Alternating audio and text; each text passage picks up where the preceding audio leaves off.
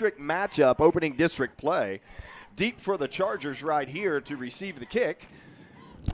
Having a hard time seeing the number with the jersey tucked up right there, but we'll figure out who it is.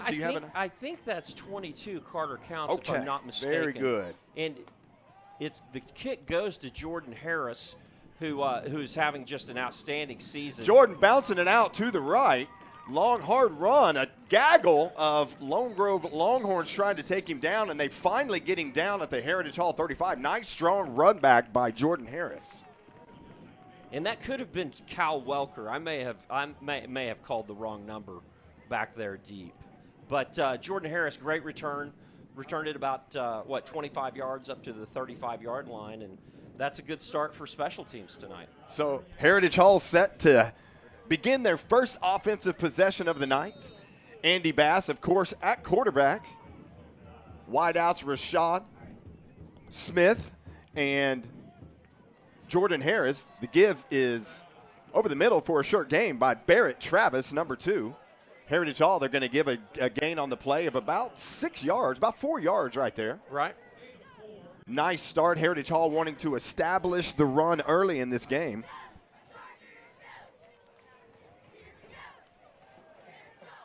Bass deep. The give is to Barrett Travis on the end around to Jordan Harris, who finds a seam trying to get outside, and he does get outside. There he goes. There He's he goes. gone. Jordan Harris increasing the distance, and you're not going to catch him. That is pay dirt. Touchdown Heritage Hall on the second play of the game. Wow, what a great call. Jordan Harris, he's got a lot of speed. I know he was in the 100-meter finals this last year. I think he finished 6th, if I'm not mistaken, and it could have been 4th. I can't remember, but he's got 100-meter speed, and he showed it there. How many times always, during the year, and we've even seen it this season, Heritage scoring on the first, second, or third play of the game. I'll tell you what, in a big game like this, that is so important to get off to such a fast start. Absolutely. The coaches, I'm sure they were thinking that might go to the house. Cal Welker on for the point after attempt, and it is good. Heritage Hall, second play of the game. Long touchdown run, approximately 60 yards by Jordan Harris on the end around. The ball was first pitched to Barrett Travis, got the Lone Grove defense flushing to the right, back around the end, and boy, once Jordan Harris hit that corner, there was no catching. Yeah. No, he got to the sideline, and it was gone. It was out of the gate, as they say. ChargerVision would like to thank Metro Mark Real Estate for their sponsorship this season. Established in 1978, Metro Mark is a pillar of the Oklahoma real estate community. Visit MetroMarkRealEstate.com to connect with an agent today. Metro Mark Real Estate, helping you buy and sell with confidence. ChargerVision would also like to thank another great sponsor, 9th Street Barking Lot, for their support. Visit them online at 9thstreetbarkinglot.com to schedule your BARK bus pickup from the Heritage Hall campus. Coach Kyle Gillum looks forward to spoiling your pups at his first-class facility in downtown OKC. 9th Street Barking Lot, home of the BARK bus.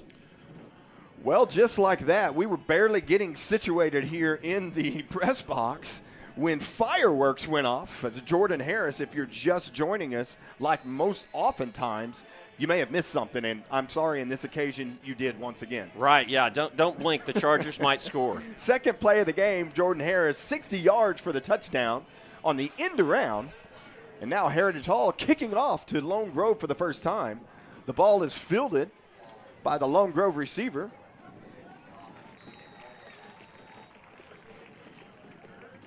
Number 31 kicked off for the Chargers. That was Bo Butler. The kick was fielded by number 9 for Lone Grove, Keller Stanley. And so just like that, on the 25-yard line, Lone Grove will take over for their first possession of the game.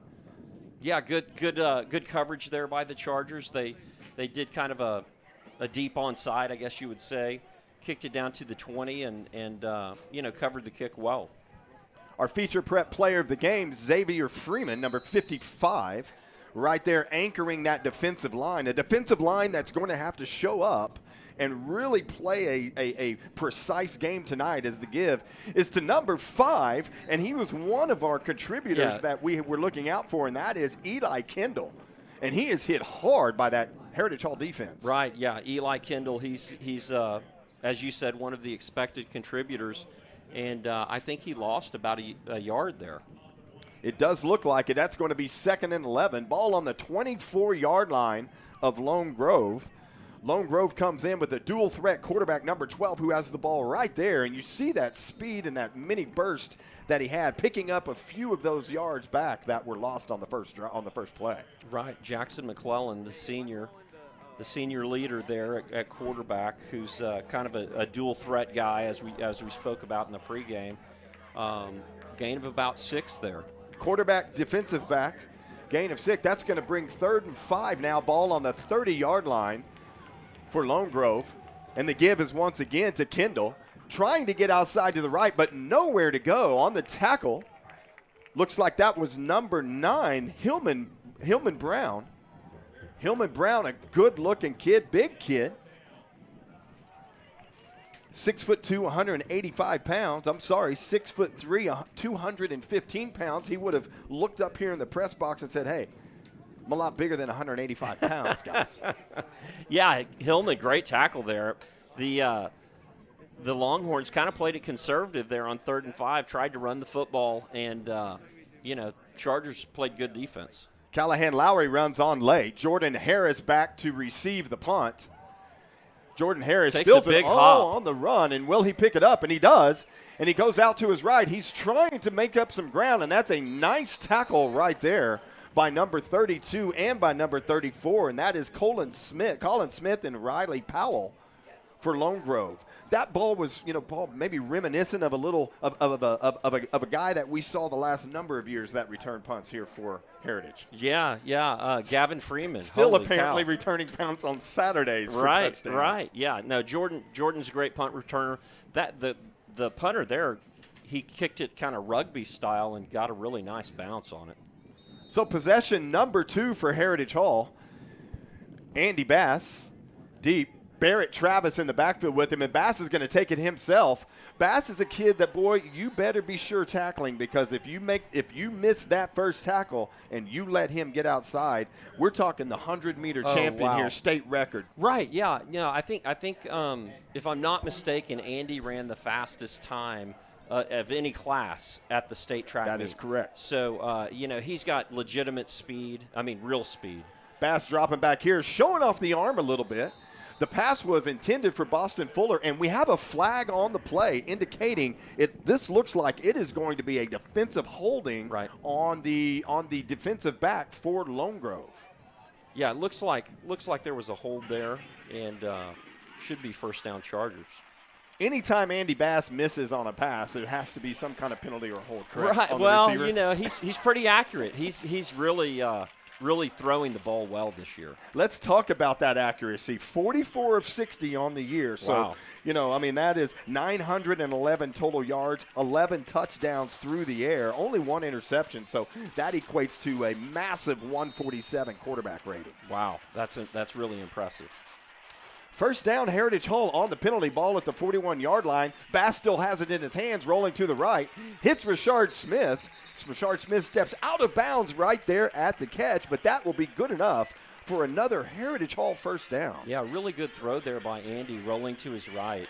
Not the easiest throw to make. Anytime you're rolling out, it's you're not just standing in the pocket, standing and delivering. So really nice, accurate throw on the move. First down, Heritage Hall, 8 minutes, 29 seconds here left in the first quarter. Ball on the 44-yard line. The give is around the end to Bladen Vogel. Nice run by Bladen Vogel, a kid that has really had a great impact this year early in the season. Yeah, Bladen is a senior. He's been in the program for 4 years. He's also a very fast guy. He was on the 100-meter relay team, not this past year, but as a sophomore. So, he's got a lot of speed as well. And the big game for Vogel is good for another Heritage Hall first down.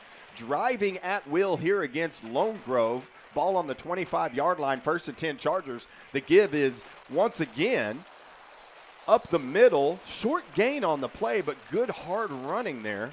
Looks like Bladen Vogel once again getting the ball carry. Yeah, Lone Grove had played good defense between the tackles there, so not a big gain. Coming into the game tonight, Bladen Vogel with only 7 rushes for 34 yards, but I'll tell you what, he's almost matched that total here on a couple of carries here in the first quarter. Yeah. Bladen hasn't had a lot of carries so far this year, but he'll get his chances. The fake to Barrett Travis. Andy Bass keeps it, trying to get outside. He's trying to make a move. A stiff arm, looking for the pylon. Yes, you got it. Pay dirt. Yeah. Touchdown, Heritage Hall on the Andy Bass 23-yard scamper. Right, yeah. Andy, dropped back to pass. Looked like, his first couple options were covered up, and he broke the pocket and took it to the house.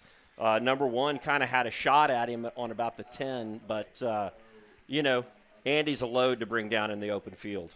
7th rushing touchdown on the year for Andy Bass. Came in tonight, 224 yards rushing, 11.8-yard average, 23-yard touchdown run there for Bass. And if you haven't followed Heritage Hall football as Heritage Hall lines up for the 2-point conversion, the end around trying to find a gap, and he is driven back hard by that Lone Grove defense.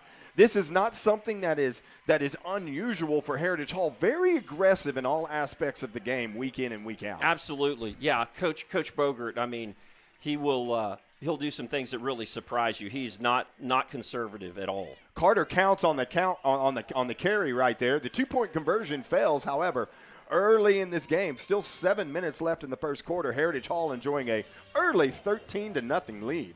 Yeah, great start by the Chargers. I mean, with just, more than half of the first quarter remaining, 2 quick touchdowns. If you haven't been following Heritage Hall football over the years, Heritage Hall's done a fantastic job putting guys at the next level, also in pro ball as well. One of those, Sterling Shepard, returning this year from a torn ACL suffered last season. This year so far, 1 reception for 4 yards. The next game is against the Seattle Seahawks. Sterling was a kid that had a wonderful career at the University of Oklahoma and has had, a wonderful career in the NFL as well, barring some injury trouble that he's gone through so far. Well, playing in the NFL, you're going to have injuries, right? But Sterling is such a talented guy and such a super person. And, this is his 8th year in the league. Holy cow, that's really impressive. That's hard to believe that is his 8th year in the league already. I know. Wow, it is. You're right. It seems like it was just yesterday. He was running up and down the field here at Heritage Hall. A couple of other stars from last year's state championship team, River Faulkner and Cooper Cookson, both preferred walk-ons up at the University of Oklahoma, and both of those have made the game day roster. We've got River Faulkner wearing 37 as a linebacker and Cooper Cookson wearing number 47. So great job by those guys as Heritage Hall kicks off to Lone Grove, fielded by Keller Stanley again. Once again, excellent coverage right there. Great tackle by Klein Reuter. Number 44, just going ahead and laying a hat on somebody. Absolutely. Great coverage there. The Chargers are doing everything right at the moment. Heritage Hall, second time on defense here. Lone Grove, first time, 3 and out, punted to the Chargers, who successfully drove it downfield for another touchdown. 2-point conversion, not successful. 13-0 Heritage Hall right now. 7 minutes left in the first quarter. Ball on the 19-yard line. Lone Grove looking to pick up some momentum right now. Heritage Hall and the way we play and how fast we score, it's easy for games to get out of hand as that give is to number 5. That is Kendall once again. Nice job. Nice kind of a sidestep move in the backfield right there. Yeah. Eli, he made one defender miss, which, boy, they really need a first down here. I'm sure their coaching staff is wanting to hold the ball for a while, keep it away from the Chargers. A very quick strike team as well. Looking at the stats for Lone Grove on offense, averaging 39.7 points a game. This is an offense that can put points on the board. As the give once again is a Kendall, and he is hit rudely. Looks like Barrett Travis, number 2, also on the play, on the tackle. Number 15, Callahan Lowry. Boy, it's sure good to see him back in the lineup after a number of years of injuries. Right, yeah. He's had some injuries in the past, but he's healthy right now. So, this is his senior year. I'm sure he's very excited to be healthy and playing football. We saw him come out in his first game back against John Marshall last week, and Callahan Lowry is a difference maker and very valuable to be in that lineup. So we've got a 3rd and 10 for Lone Grove.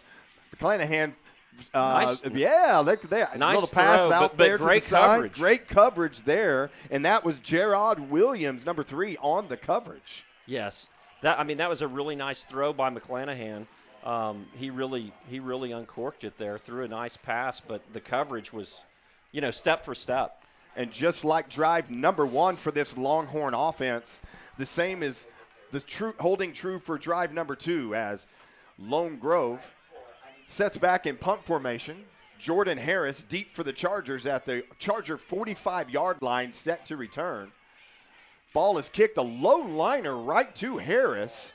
Harris trying to get outside, a nice stiff arm. Uh-oh, you're about to see some speed. Cuts it back to the middle, and just barely caught. We've got a late flag coming in. We might have a block in the back here downfield, but what a great effort and great return by the speedy Jordan Harris. Absolutely. That was, I think, about a 35, 40-yard return.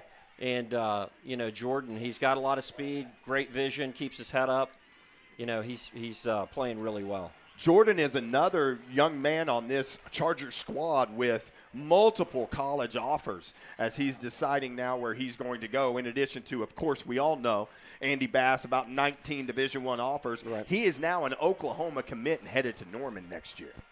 Andy Bass, right. Andy Bass is, yeah. So Jordan Harris yet to make a decision. But, boy, the future looks bright for that young man, especially when you can kick it into that gear when you get in the open field. Absolutely. Like I talked about earlier, he's got, sprinter speed. So, I'm sure he'll play at the next level. First down for the Chargers at the 30-yard line. Bass drops back. He hits a receiver across the field for a great pickup, and there it is again. That is number 8, Carter Knowles on the catch. Nice reception there by Knowles. Absolutely. Carter's another senior. We've got some great senior leadership on this team, and he's one of them. Heritage Hall clicking on all cylinders so far, 2 3-and-outs for the Lone Grove Longhorn offense as Bladen Vogel runs on late in the backfield to join Bass. Bass with the fake to the left, trying to get back up the middle. And he is corralled under for a short gain, if any at all, on the play. Yeah, good defense there by the Longhorns. Very, very short gain. The Heritage Hall Charger offensive line to this point doing a fantastic job. We've seen this in subsequent or the prior weeks. Andy Bass really has been able to sit back and have time and really just pick some of these defenses apart. That's 2nd and goal here for Heritage. Bass again getting up the middle. There it is. Pay dirt. That's touchdown Heritage Hall, pouring it on early here in the first quarter. Really great job there. It looked like a zone read by Andy Bass. He put it in Barrett Travis's belly around the left side. The defensive end attacked Travis. He pulled the ball, touchdown. And that's Andy Bass with his 2nd rushing touchdown here in the first quarter. Heritage Hall, 3 possessions, 3 scores. And, boy, this is exactly what the keys of the game were as Heritage Hall lines up for the 2-point conversion. Same play as before, giving it to Carter Knowles. And this time, I apologize, giving it to Carter Counts. And this time he makes it in for the good 2-point conversion, making up for the last one. Right, yeah. He took the handoff and rolled to his right. Looked like it was kind of a run-pass option. He had a guy in the end zone, kind of looked at him. The defense dropped back, and he walked in. A huge thank you to Stanley's Graduation, offering Jostens products and conveniently located in Edmond. For all of your high school grad needs, class rings, letter jackets, announcements, and championship rings. Celebrating moments that matter. That is Stanley's Graduation Services. Hey, call or text them at 607-4343 or visit them at jostens.com. 3 Points Land is proud to support the Chargers, and the Chargers are proud to have them on our team. 3 Points Land is leading the industry in land services for energy innovation. Visit 3pointsland.com to learn more. This Heritage Hall offense averaging 50 points a game, 3 wins early on in the season, 47-24 win over 2A number 1 Millwood, following a dogfight down in Clinton over 4A number 7 Clinton by the score of 50-43, and then just an onslaught of scoring last week against John Marshall at Oklahoma City Taft Stadium. Yeah, the Chargers took on John Marshall last week, won 55-6, and I think there was a running clock throughout the second half, which was, needed. But the Chargers are looking very, very good. Heritage Hall set to kick off for the 4th time this evening, fielded once again also by Keller Stanley, trying to get up the middle, spinning and spinning. Nice tackle there by, it looked like, Cal Welker. That's right, Cal Welker on the tackle, a familiar name to Heritage Hall patrons. His uncle, Wes Welker, was a Hall of Fame type NFL receiver, and his dad, Lee Welker, was a great player here at Heritage Hall as well. So the Welker family has made their mark here at Pop Murray Field. So many wonderful families have graced the hallways here at Heritage Hall, and that's just another one of them with Cal Welker, a huge contributor to this team. So here we go.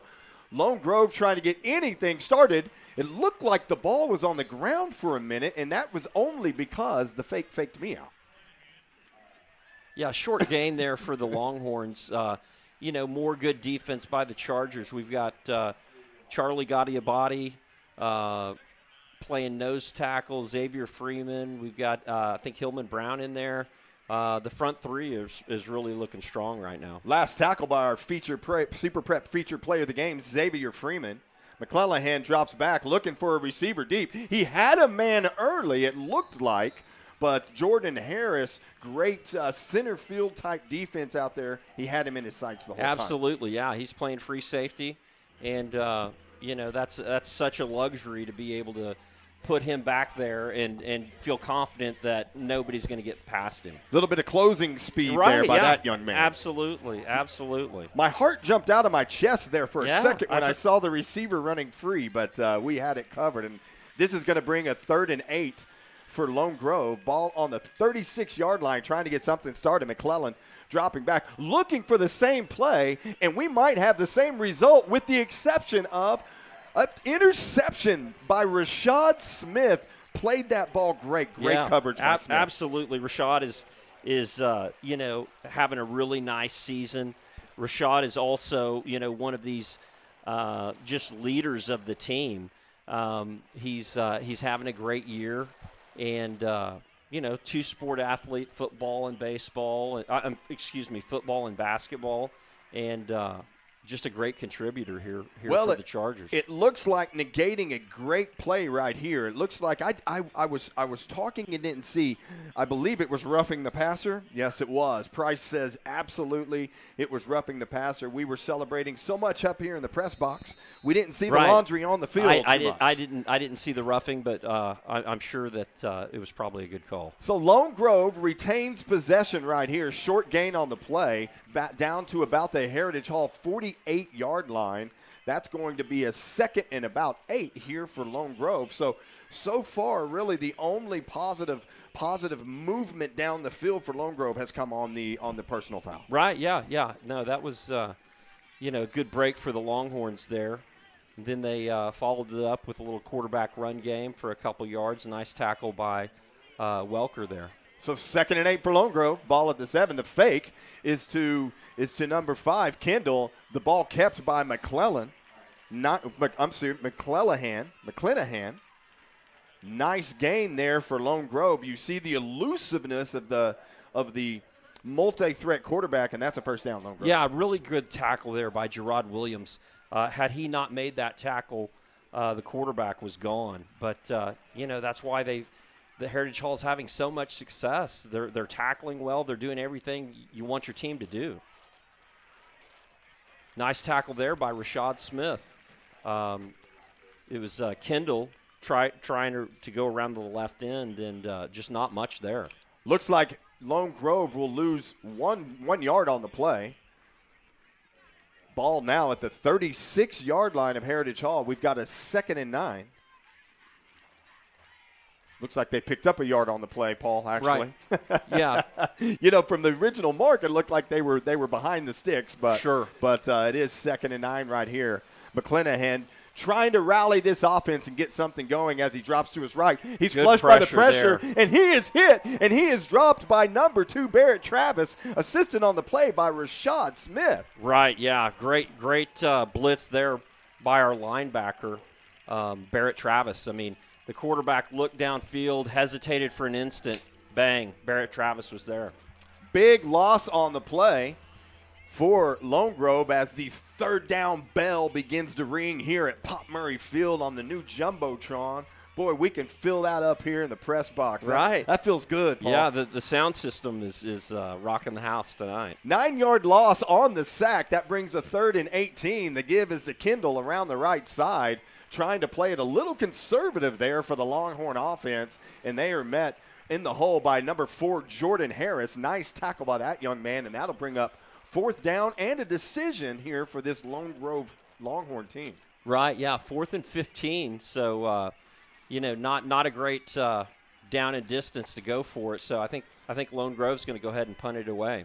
The offense was on the field. Late arriving punt team just came in. I think Coach Curtis or Coach Cole over there was probably contemplating it, at this point, really down 21-0. Is this an attempt that we make? But Lone Grove almost blocked. That's a great attempt at it. The kick is high. It is fielded in the end zone and fell on by Jordan Harris, thank goodness. But we are going to have a roughing the kicker call as the flag flew right at about the Heritage Hall the Lone Grove 48-yard line. Right, yeah, it looked like the Chargers just almost got there, and just missed a block in the punt and roughed the punter.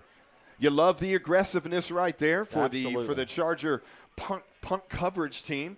Just so close to being blocked. You just hope that ball would have been tipped a little bit. Oh yeah, sure. I mean they were very close there. So Lone Grove is going to retain possession here. 19 seconds left in the first quarter.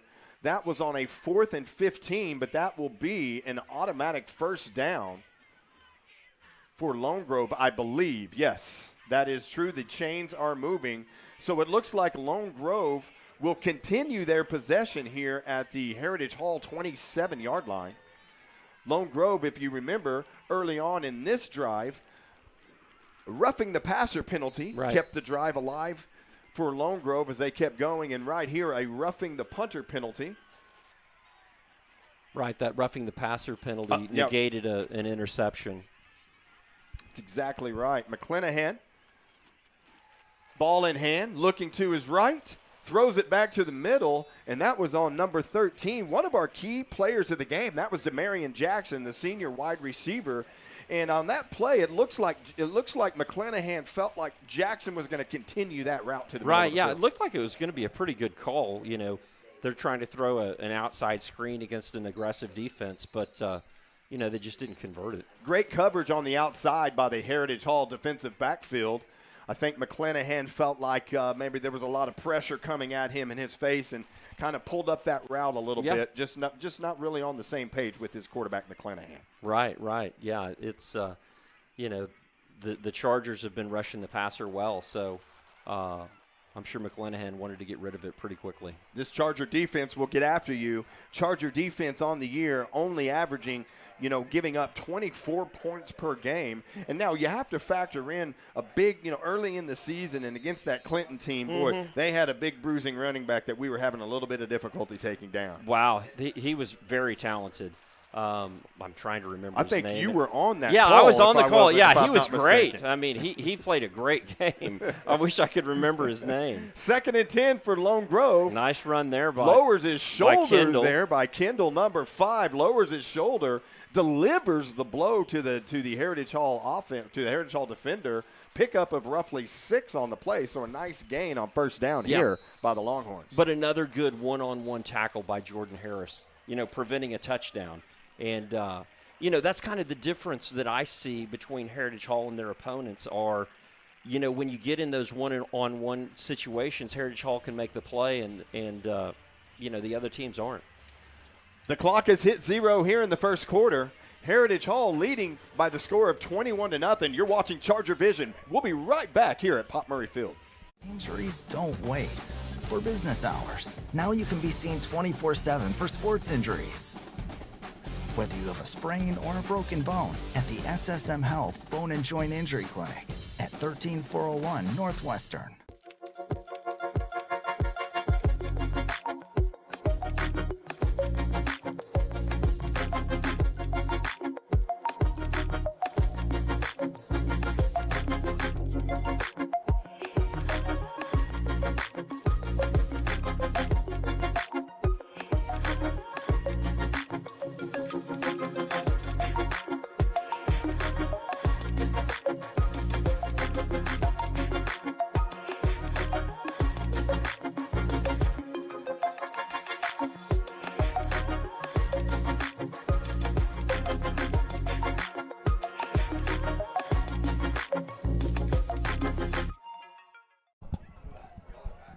Welcome back to Pop Murray Field. Start of the second quarter. Lone Grove with the ball on the Charger 21-yard line, 3rd and 4. Chargers up 21-0 after a very productive scoring on every possession in the first quarter. McClanahan, the quarterback for Lone Grove, trying to find some room up the middle, and he's going to be real close to another first down for the Lone Grove Longhorns. Yeah, good job there by McClanahan, kind of picking his way through the Chargers defense. Had a gain of 4 or 5 yards. So, but I think it's going to bring up 4th and short. It is going to be short. Good call right there. 4th and 1. Lone Grove, offense on the field. McClanahan in the backfield. Kendall in the backfield. Going for it right here. Probably the right move, trailing 21-0 and the ball on the 18. McClanahan trying to get to the outside. He does find room. That is going to be good enough for a first down. Brought down by number 72, Charlie Garibaldi. Yeah, good run there by McClanahan. He saw a little crease, made a nice cut. So, good job by the Longhorns there. So the Longhorns continuing their drive. Remember, the drive here, roughing the passer, negating an interception, then also roughing the punter. Following a successful punt here, has continued the drive for Lone Grove, now down to the 12-yard line. McClanahan, getting pressure up the middle by Barrett Travis, cleaned up by number 55, our super prep player of the game, Xavier Freeman. And on McClanahan right there looked up and had no chance with the blitzing. Yeah, Travis was all over him. McClanahan did a good job ducking him, but, Xavier Freeman cleaned it up, and another sack for the Chargers. The Heritage Hall defense coming up big every week in and week out, exactly when they need to. That's a big loss on the play of 6 yards back to the 20. Looks like it's back to the 18-yard line now of Heritage Hall. McClanahan drops back, looking to his left, finding a receiver across the middle.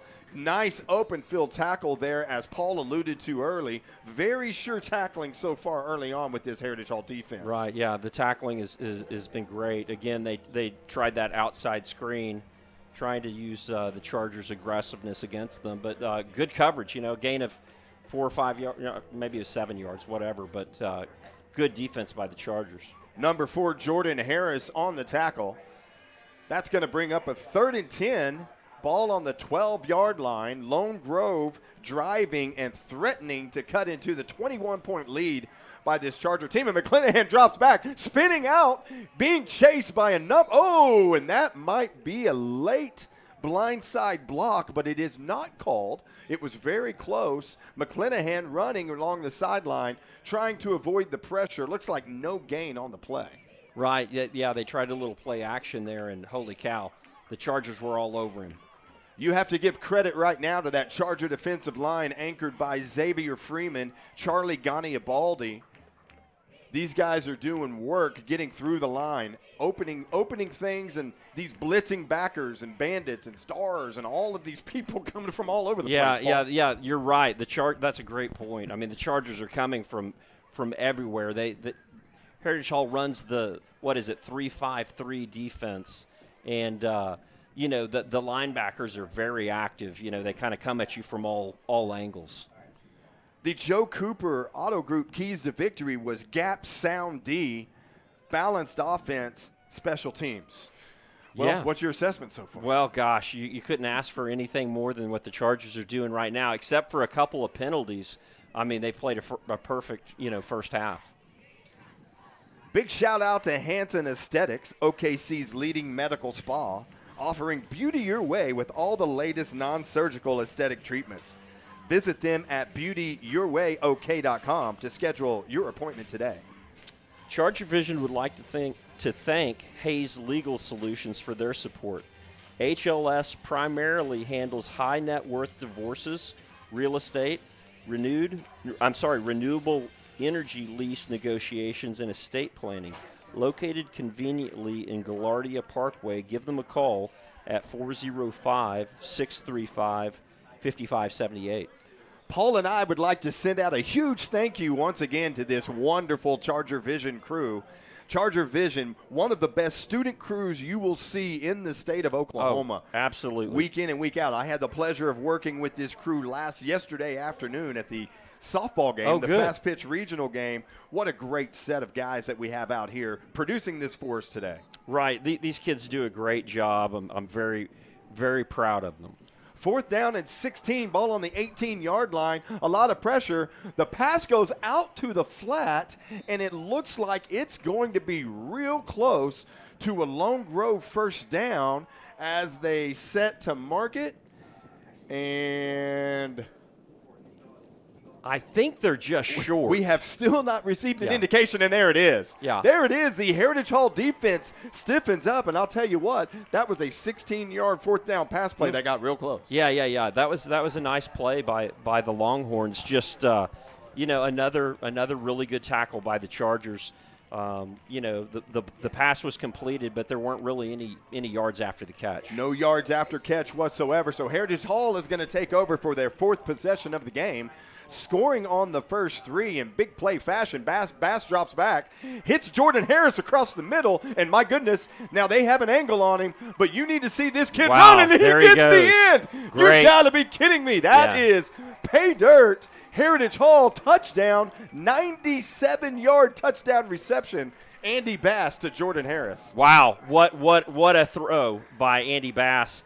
Great catch and run by Jordan Harris. Lone Grove had a chance to tackle him at about the 25-yard line.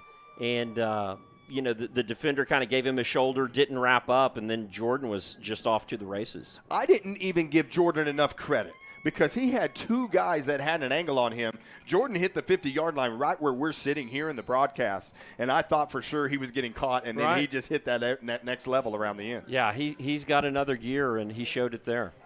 Unbelievable. Jordan Harris's 2nd touchdown of the day. 2nd play of the game. Jordan with the 60-yard end around for the first touchdown of the day for Heritage Hall as Cal Welker lines up for the extra point. That is good. Heritage Hall extending their lead right now to the score of tune of 28-0, scoring on their first 4 possessions of the game. Wow, yeah, you can't ask for anything more than that. It's the Chargers are really looking great. If you were late joining us today, Jordan Harris, as we said, 60-yard end-around touchdown play, 2nd play of the game, followed by next possession, Andy Bass with the 23-yard touchdown run, followed by another touchdown run of 8 yards by Bass, and you just witnessed it right there. 97-yard pass catch touchdown, Jordan Harris from Bass. Wow, yeah, nice post pattern over the middle.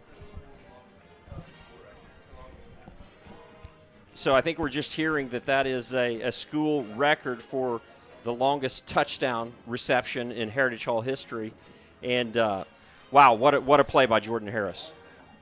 Unbelievable. Whenever you're talking about longest things in school history and anything that sets a record with this football program at this school, right, that's saying something with all of the talent and everything that's come through here. Absolutely. I was just seeing that. I think the previous record was a 95-yard pass, Will Pake to Gavin Freeman, but it just got broken. It just got broken like that. You witnessed it live right here on ChargerVision with the greatest crew in high school football. Jay Porter Gillespie, Price Brown, Roman Nash, Roger Smith, Taylor Williams, Coulter Gasky, Sam Shaw. Unbelievable job right here. And we've got a Gray Ferguson and Carson Beam coming up on halftime to break down the game for you as the kick goes near the end zone. It's fielded by number 9, again, Keller Stanley, trying to get back some real estate right there as Heritage Hall kicks off for the 4th time tonight, following 4 straight scoring possessions and now leading by the score of 28-0 with 8 minutes and 50 seconds left here in the second quarter. Right, yeah, this has been a perfect start for the Chargers. Kind of a nightmare first half for the Longhorns. I mean, I think the Longhorns are a better team than they're showing right now, but the Chargers just have a lot of speed. And that's what the Chargers do to you on both sides of the football. We talked about being balanced. This is a team that's 3-0 on the year, ranked number 7 in 3A. Right, yeah. They've got, good players, good schemes, good coaches. They're just running into a real buzzsaw tonight. The give is here to Kendall, trying to get on the outside. Nice strong run, broke some early tackles near the line of scrimmage. It looks like he's going to pick up about 9 on the play, which is going to leave a short 2nd and 1 here for Lone Grove, as they just try to temper the onslaught of offensive plays here for Heritage Hall. Absolutely. I mean, you're not going to catch up in one play, so you might as well be patient and do what you do best. Heritage Hall lining up defensively. The give is once again to Kendall. Nice run by Kendall up the middle, gain of 3. Hit hard right there by, we've seen him, Bladen Vogel. Bladen Vogel getting his name in the stat sheet early on here in this game. Yep. Like to see that from that young man. Looks like he's put in some work in the offseason, maybe in the weight room, and also in a lot of other areas. He looks like he's contributing nicely here on this Charger defense. Yeah, Bladen's playing on both sides of the ball. Getting some carries in the backfield, playing a linebacker position for the Chargers. The short gain, good enough for a Lone Grove first down. Ball on the 36-yard line of Heritage Hall. McClanahan drops back, looking for his receiver, and he is met immediately by Gerard Williams out there, number 3. Great coverage, great anticipation on the play, and unfortunately, we have a Lone Grove Longhorn that has remained on the turf, hoping the best for him right now. Great tackle there by Gerard Williams. I mean, that Longhorn had a lot of green grass around him. If he could just make the Chargers miss, but the tackling is just very, very good. Very sure tackling. We mentioned Gavin Freeman earlier, sophomore at OU, on the season at Oklahoma, as our alumni update report here. Gavin Freeman, 6 receptions for 20 yards, a touchdown, and a punt return as well for a touchdown for the Sooners this year. Great start to Gavin representing Heritage Hall out there on the big stage. Absolutely. It's so exciting getting to watch Gavin, play for the Sooners. He was a walk-on, and I think he scored a touchdown the first time he touched the ball last year for the Sooners, and this year, he's had a punt return for a touchdown. I think a touchdown reception. I mean, he's doing it all. Paul, for those that don't follow Heritage Hall football week in and week out, which I don't know if there's anybody out there that doesn't, but for those that might not, Gavin Freeman was a guy that turned down an offer from Texas Tech. Right? Oh, wow. Okay. Wanted to walk on at OU, not initially offered, preferred walk on. Right, yep. And boy, I don't know if you saw that, but in August he was awarded a scholarship by Coach Venables. No, that was great. The team jumps up and everybody's dogpiling him. So what a great moment for not only Gavin but the whole Freeman family. Yeah. He's a great story. Like you said, his dad played for OU. He walked on. Grew up a big time Sooner fan, and he's out there living out his dreams. A little update, too, on some more records here as the give is to Kendall around the end, and he is hit hard right there in the backfield. There he is. There's Barrett Travis.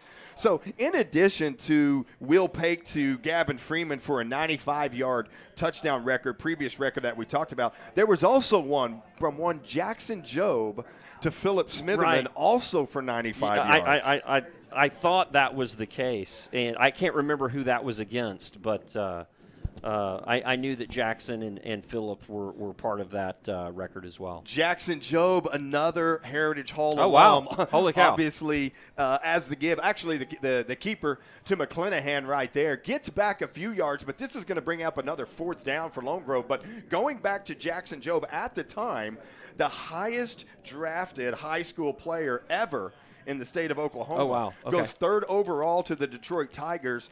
And, boy, that is Heritage Hall. I mean, that you talk about a big flag for Heritage Hall to fly right there. And Jackson Jobe now in the minor leagues battled some initial injuries, but now listed in the top 40 all prospects in the minor leagues. So that's Jackson awesome. Jobe with a huge future ahead of him right there with the Detroit Tigers.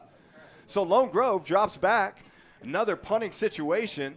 Jordan Harris deep to return. The punt is short, and it is down at the Heritage Hall 31-yard line. 6 minutes and 24 seconds left here in the half. Heritage Hall leading by a score of 28-0, scoring on all 4 possessions that we've had at this point, setting records along the way with the 97-yard touchdown catch by Jordan Harris from Andy Bass in the last possession. Obviously, that was on one play. Right. Yeah. Yeah. No. The Chargers. They've got a 2-play touchdown drive, a 1-play touchdown drive. So wow, they're a quick strike offense tonight. That's exactly right. So Heritage Hall is going to take over on its own 32-yard line, leading by the score of 28-0. Andy Bass all the way, of course, at quarterback. Barrett Travis in the backfield. The give is to Travis, trying to get outside. Nice hard run, lowering his shoulder and picking up an extra 2 yards on the carry there for Barrett Travis. Yeah, Barrett's having a great game. I mean, we've mentioned his name a number of times on defense. He's been all over the quarterback. And he's carrying the ball well. Hard to believe Heritage didn't score on that play. Maybe it's coming up on this one. The way they've scored so far in this game, you could hardly catch your breath when the offense runs out there because their big play capability in this give is to – oh, there he is right there. This give obviously is to Bladen Vogel, who we've talked about tonight. Nice run there by Vogel, picking up the 1st down for Heritage Hall. Ball at about the 50-yard line as Heritage Hall driving again. Yeah, a little old-school quick pitch there around the left end. Little student body left. You remember those USC days back in the day, student body right and left? Oh, yeah. I don't know if that was exactly it, but, boy, the heyday of some of those old-school football plays. 1st and 10, Heritage Hall, 50-yard line. Bass drops back, looking for a receiver. Wide open, Rashard Smith. Oh, he caught it. Oh, and he catches it. He passes it to himself. That was one of those plays where he is so open. Oh, he was wide open. It's just so hard to not take your eyes off of it. So those touchdown possessions, those long passes from before, Jackson Jobe did it with Philip Smitherman against Bridge Creek, and actually Will Pake and Gavin Freeman was against McLeod. Okay. The sharp crack staff here at ChargerVision. They're rolling out all the stats. Always has the stats. You know, I'll tell you a funny story. Yesterday at softball, Addie Thompson was, just dealing and throwing, and she had 9 strikeouts through 3 innings, and I thought, wow, are we coming up on a record? No. Mr. Stillman, Price, they knew the record right off the top of their head. The record was 27 strikeouts in a game, a 13-inning game by Addie a couple of years ago, last year. That's incredible. So that just shows the ability and the professionalism and the preparedness for this ChargerVision crew who we are so blessed to be working with. So that was a give right there over the left. Barrett Travis for a short gain. Short gain. That's going to bring up a 2nd and 17 here. Ball on the 43-yard line. Heritage Hall looking to score on their 5th straight possession of the day to start this game against 3A's number 7, Lone Grove. And the give is to Rashard Smith. The pass out near the edge. And we are going to get a late penalty right there on the play. This is a situation where you have a Heritage Hall offense marching down the field. You have an opportunity to get a stop, and the late hit comes out. Right. Yeah, I'm sure there's a lot of frustration on the Longhorns sideline right now. You know, the Chargers are getting after them pretty good, and, you know, that happens. It happens. This is a physical ball game. This is an emotional ball game. Unfortunately, there for the Longhorns, that is going to extend the drive for Heritage Hall. This is going to be first down Heritage Hall down at the Longhorn 29-yard line.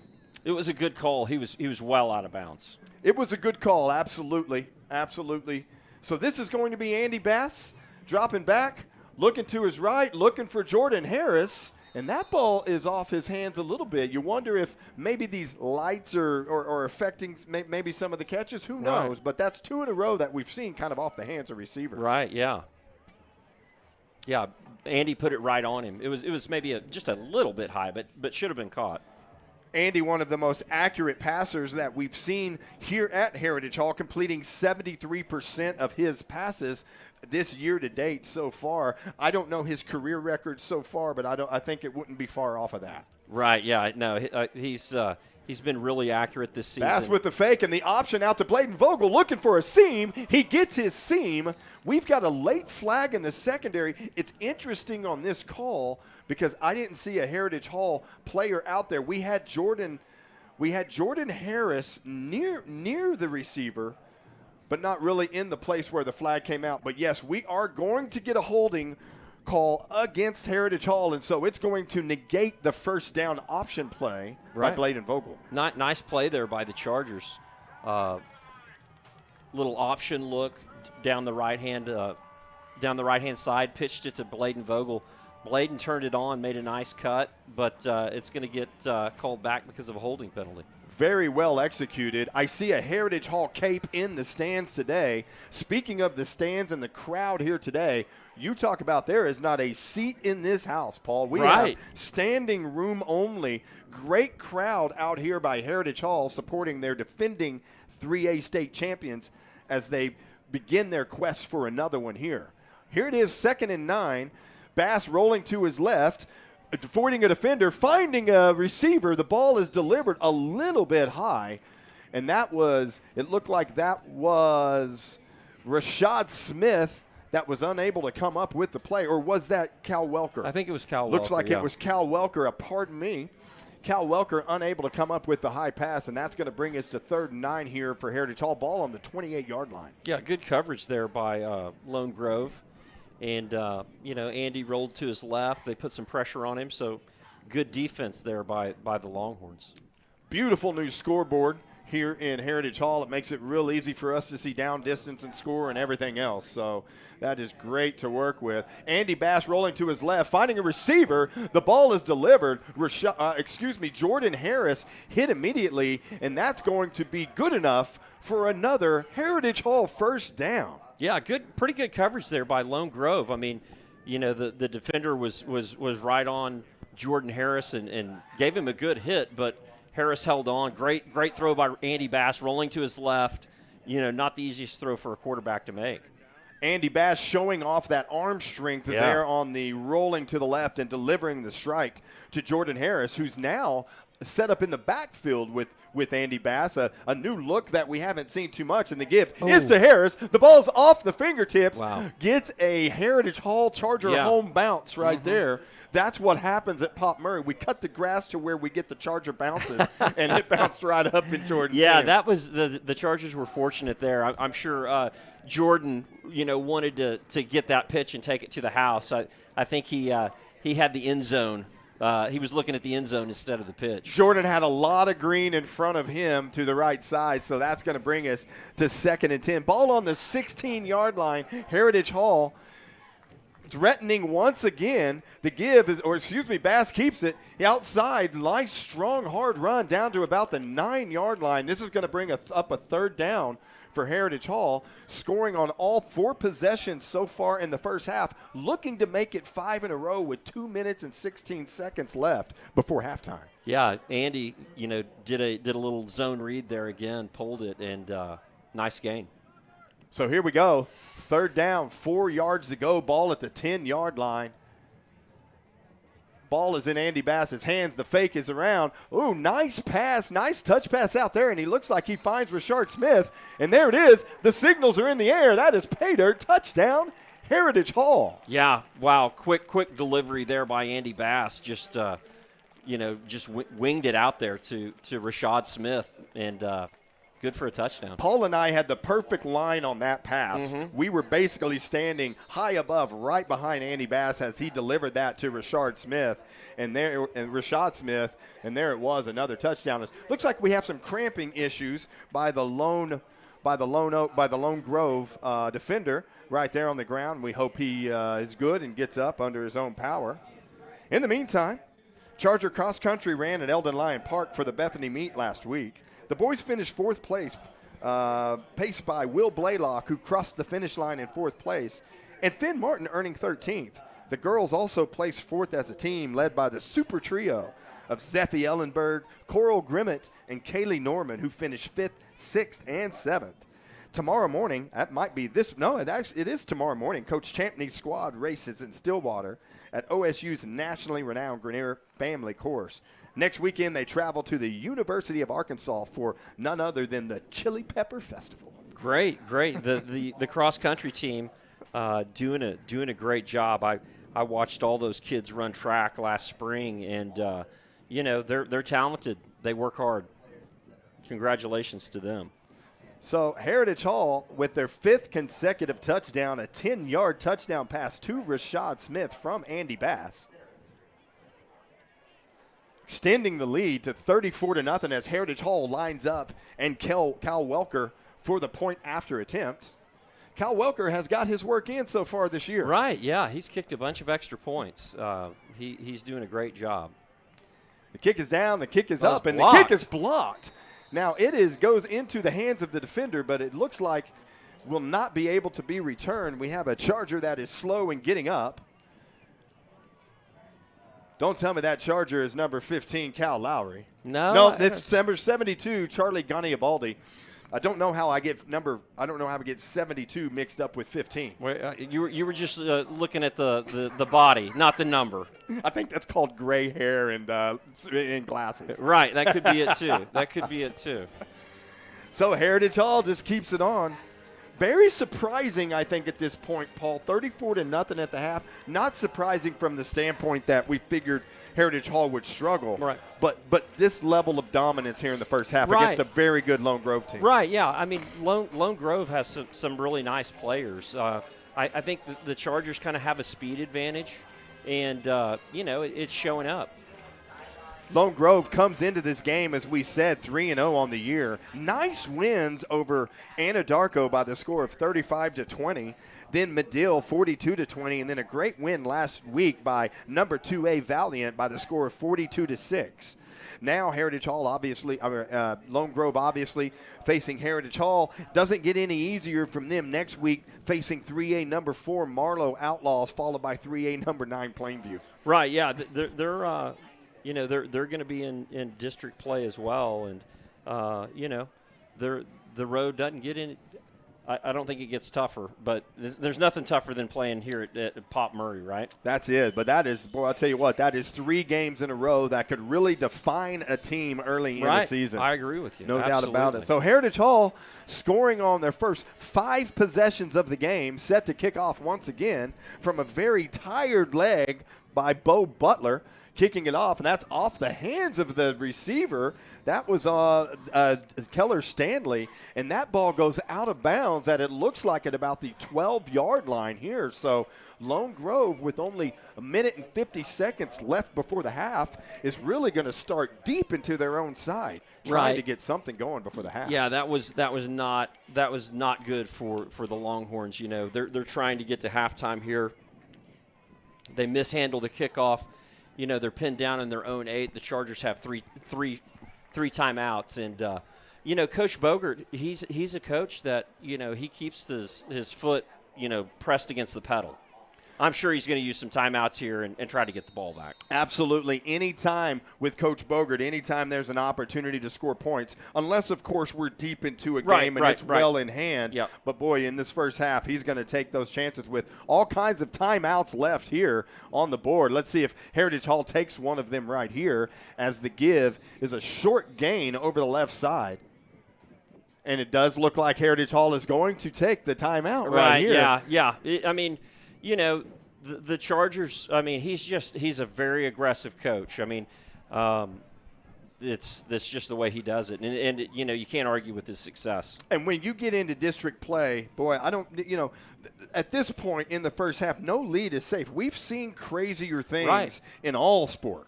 Right. No, I mean, we were ahead of Clinton 28-7, right? And then Andy Bass went down, and Clinton scored 3 quick touchdowns, and it was 28-28 at half. So, you know, you never know what's going to happen. Another alumni update, Melvin Swindle. Boy, I'll tell you what, he is doing a work. 2021 graduate here at Heritage Hall. Eastern Michigan junior in 2023. Last week, he had 6 tackles against Minnesota.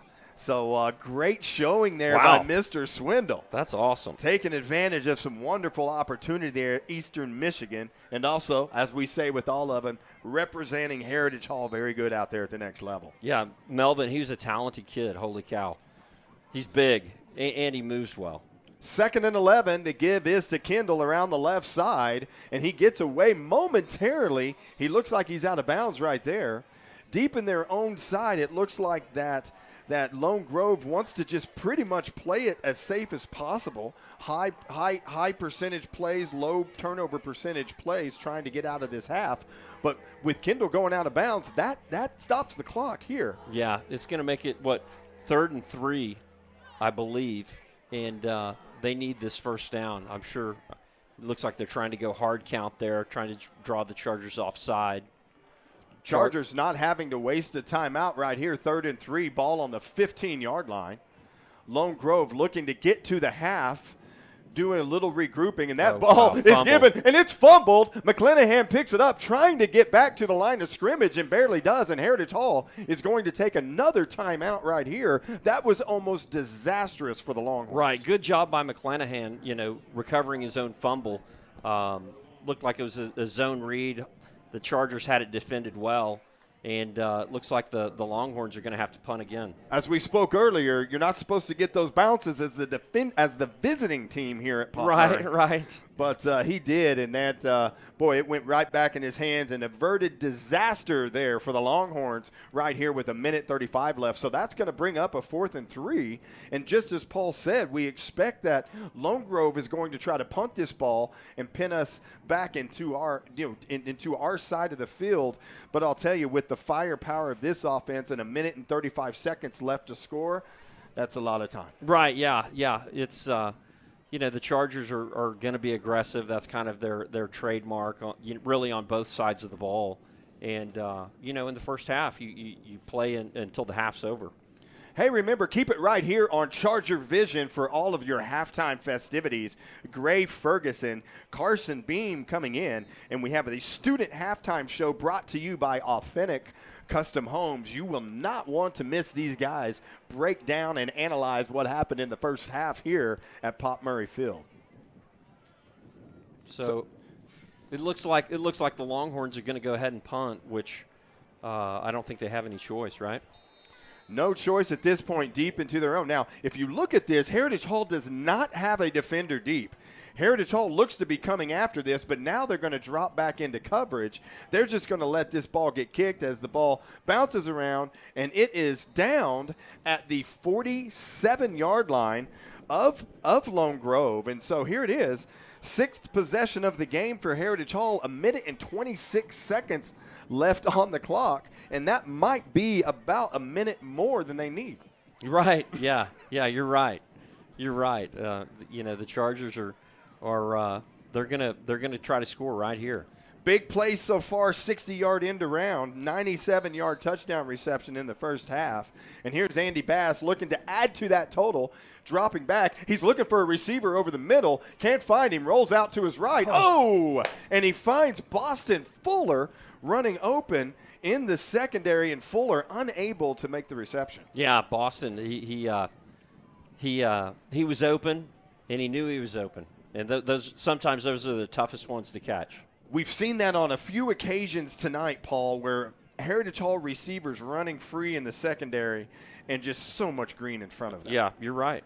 So here we are, 2nd and 10, ball on the 47, a minute and 20 seconds left. Flares it out to, there you go, Cal Welker. Cal Welker takes a big shot on the sideline. Nice gain on the play. Heritage Hall threatening, clock stops here, going out of bounds by Cal Welker. So that's going to bring a third and it looks like about 3rd and 4. Quick snap to Bass, who throws it out to Jordan Harris, who gets out of bounds, and that's going to be good enough for another Charger first down right here, threatening once again to put points on the board before the half. Andy is getting rid of the ball really quickly. I mean, that's kind of next level stuff, right? Incredible timing between Andy and his go-to receivers, Jordan Harris and Rashad Smith, so far in this contest. So Bass dropping back again, 1st and 10, ball on the 32-yard line. 52 seconds, Bass rolling to his left, looking for Cal Welker on the sideline. Another strong throw right on the money from Bass running to his left, and it looks like we've got a Longhorn down on the Heritage Hall sideline. Looks like it could be another cramping issue. We do have a fairly, I don't know how humid it is. We've got about an 86-degree night at the start.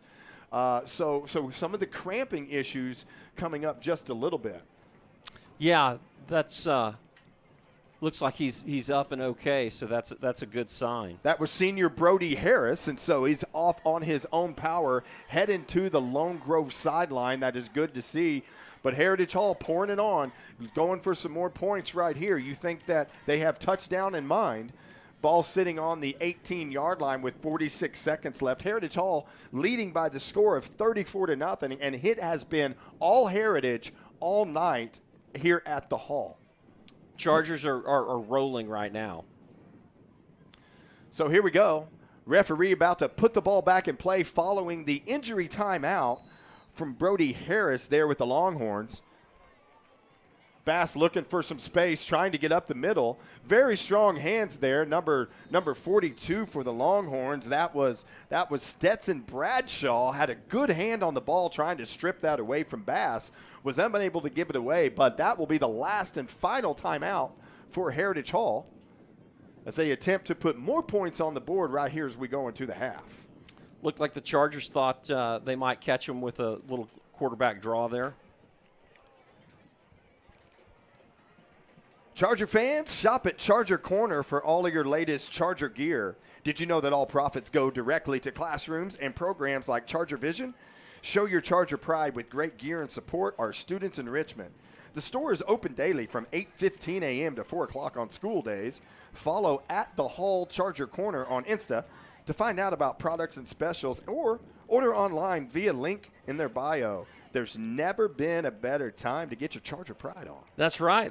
You're sporting a little gear tonight, right? I'm just trying to keep up with your gear. You know, every time. I think you're about 10 steps in front of me. You always have the best Heritage Hall gear shirts on. I love the pinstripes, and boy, just beautiful gear. Visit Charger Corner during the day. I'll tell you what, hats and banners and chair backs and shirts. I mean, anything you could possibly desire right there in Charger Corner. And of course, it all goes to support the missions like ChargerVision and other student programs. Absolutely, yeah.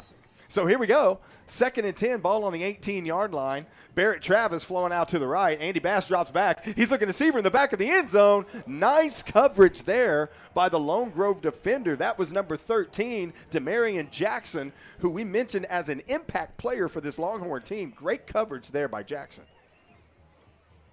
Yeah, that was great coverage. I think he was we were targeting Jordan Harris there. Looks like Jordan Harris was running in the back of the end zone. Bass delivered a strike, but great coverage. So this is 3rd and 10. Bass dropping back once again, looking for an open receiver. He's found one across the middle.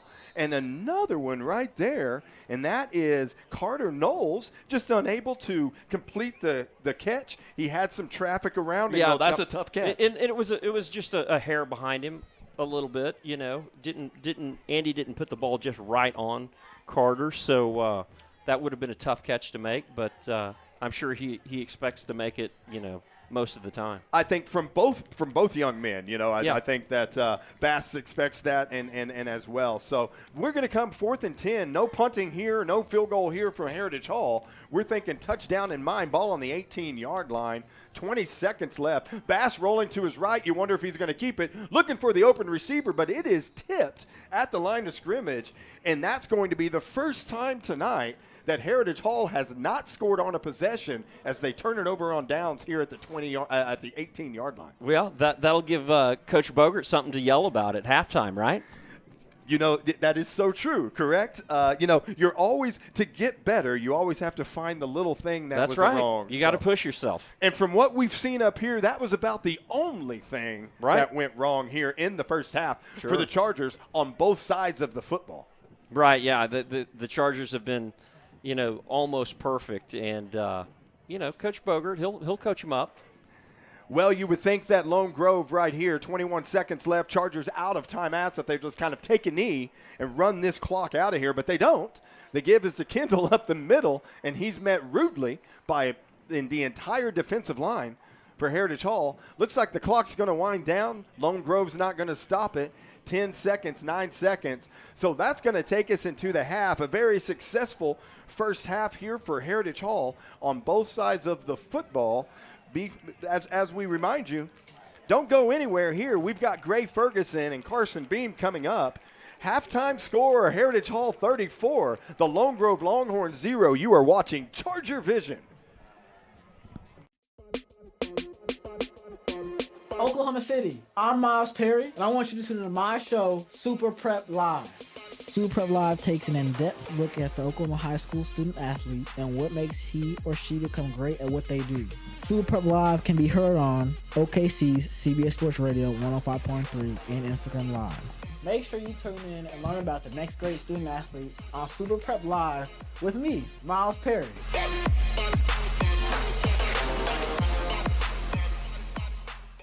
Dead People Stuff grew out of our love of historic preservation and architectural salvage of building materials.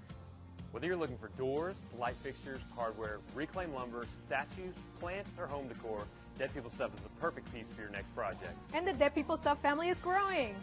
Come check out our 40,000 square foot compound featuring a brewery, barbecue, tattoo shop, barber shop, and a cat cafe. We pay you cash to haul off your trash. Help us save history one piece at a time. And for being the Final Four championships in Heritage Hall's quest for 100 team state championships. On the field now, are members of Spring 2023's versions of men's track and field, men's and women's soccer, and men's tennis.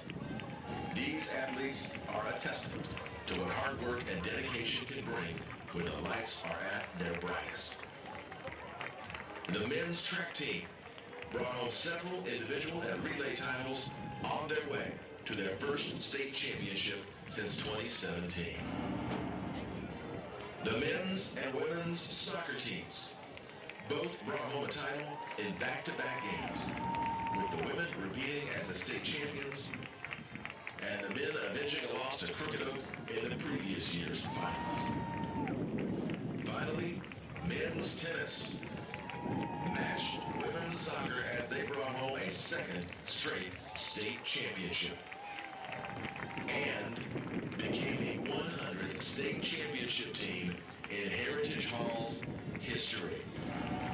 Please give a round of applause for these incredible teams in appreciation for what they have accomplished.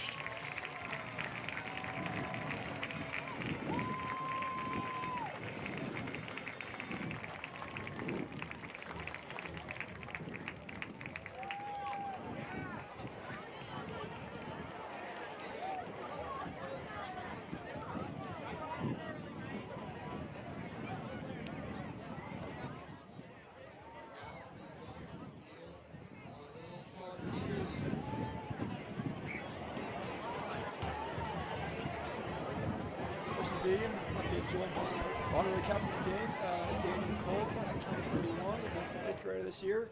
Daniel, what's it been like being the honorary captain of the game so far? It's been fun. I got to hang out in the coach's room. I got to go to the locker room. Got to meet all the players. Got to eat pizza. It's been fun. And I got to hang out on the sideline. Yeah, that's awesome, man. What have you noticed in this game so far? What are you seeing? What have you been liking? I think Heritage Hall is just playing really good football. Like, Lone Grove can't do anything to stop them. It's been touchdown after touchdown after touchdown. So, Yeah. Who's your favorite player on this team this year, Daniel? Andy Bass. Why is it Andy Bass? Because he's the quarterback, and I like quarterbacks. Do you play quarterback, Daniel? Yes. There we go. Who's your favorite Heritage Hall player of all time? Wes Welker. Wes Welker. It's a little before your time, isn't it? Yeah, but who cares? I love the answer, Daniel. It's been a pleasure interviewing you. That's a great job. I know you want to go back in the locker room, hang out with the players some more. So it's been awesome interviewing you, and appreciate you coming out. Thank you.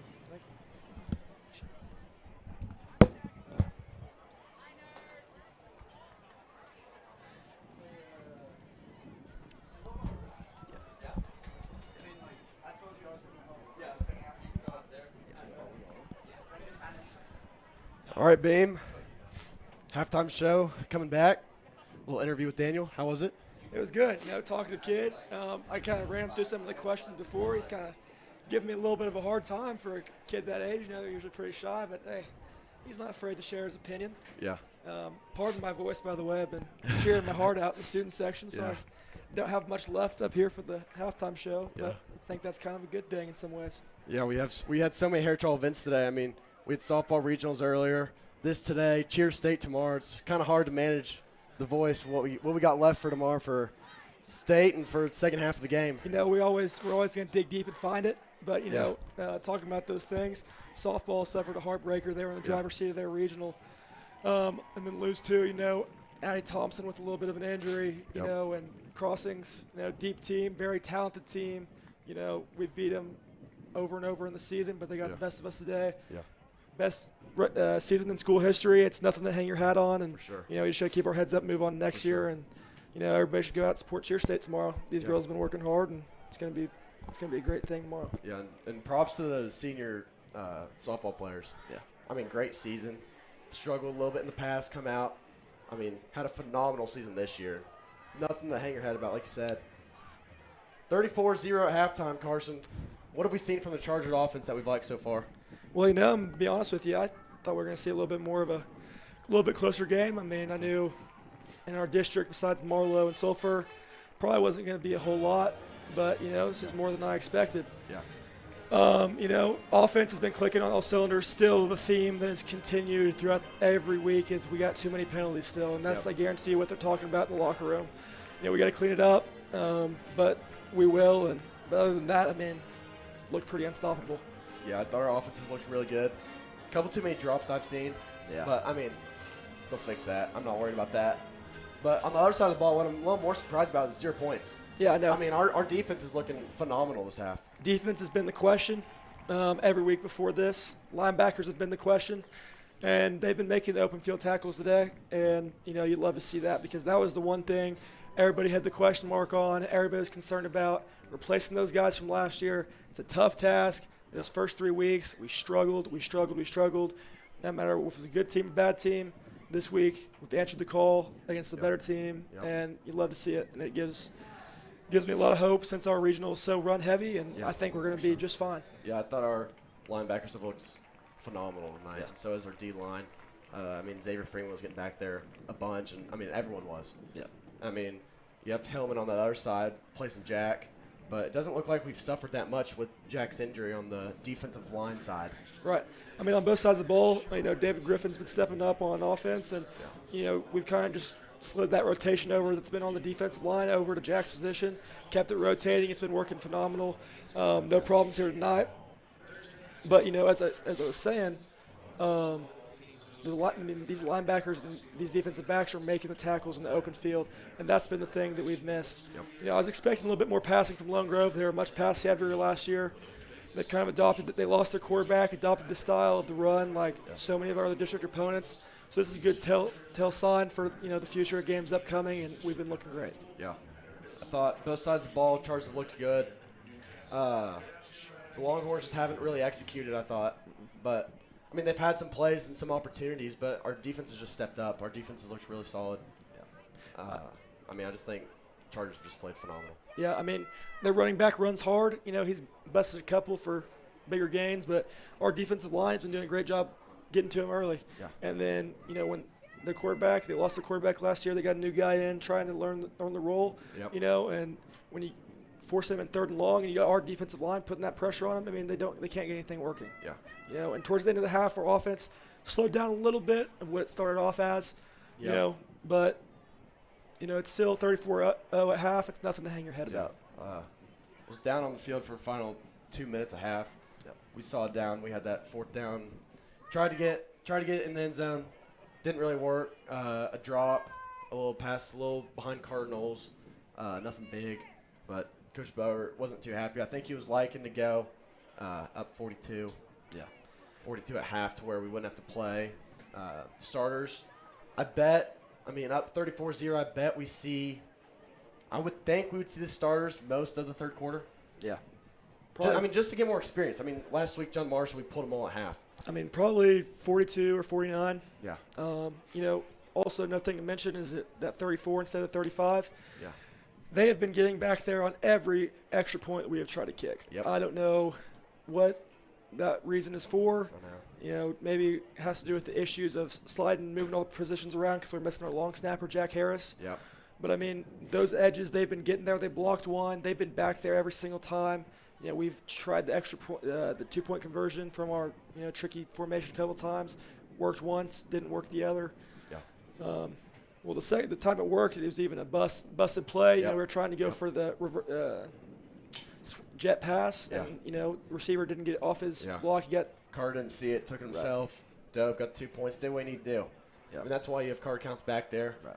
He knows, hey, if he's not open, I can run this, which is nice to have those two options instead of, okay, we're only going to pass it, or, okay, we're only going to run it. Having that option just really helps the team. Right. And you see what they just recognize all those guys at halftime for all those state championships. Yep. That's the thing. We have a lot of athletes on this team, a lot of athletes all over the field, even on the bench. We got guys that can make plays, even if they're not, mainly football players. Yep. We got guys that can go make plays, go be athletic, outrun the next guy, hustle the next guy out, and that's what partially makes us so special. Yeah. So. Well, I think another thing that makes us so special is, we're not a very big school. Right. We're a pretty small school, so, I'd say a quarter of those football players, maybe even a third. Those football players, they all do track. Right. Some of them play soccer. Everyone's a lot of people double up on sports. Yeah, you got track, soccer guys, wrestlers, basketball players, baseball players, all out there.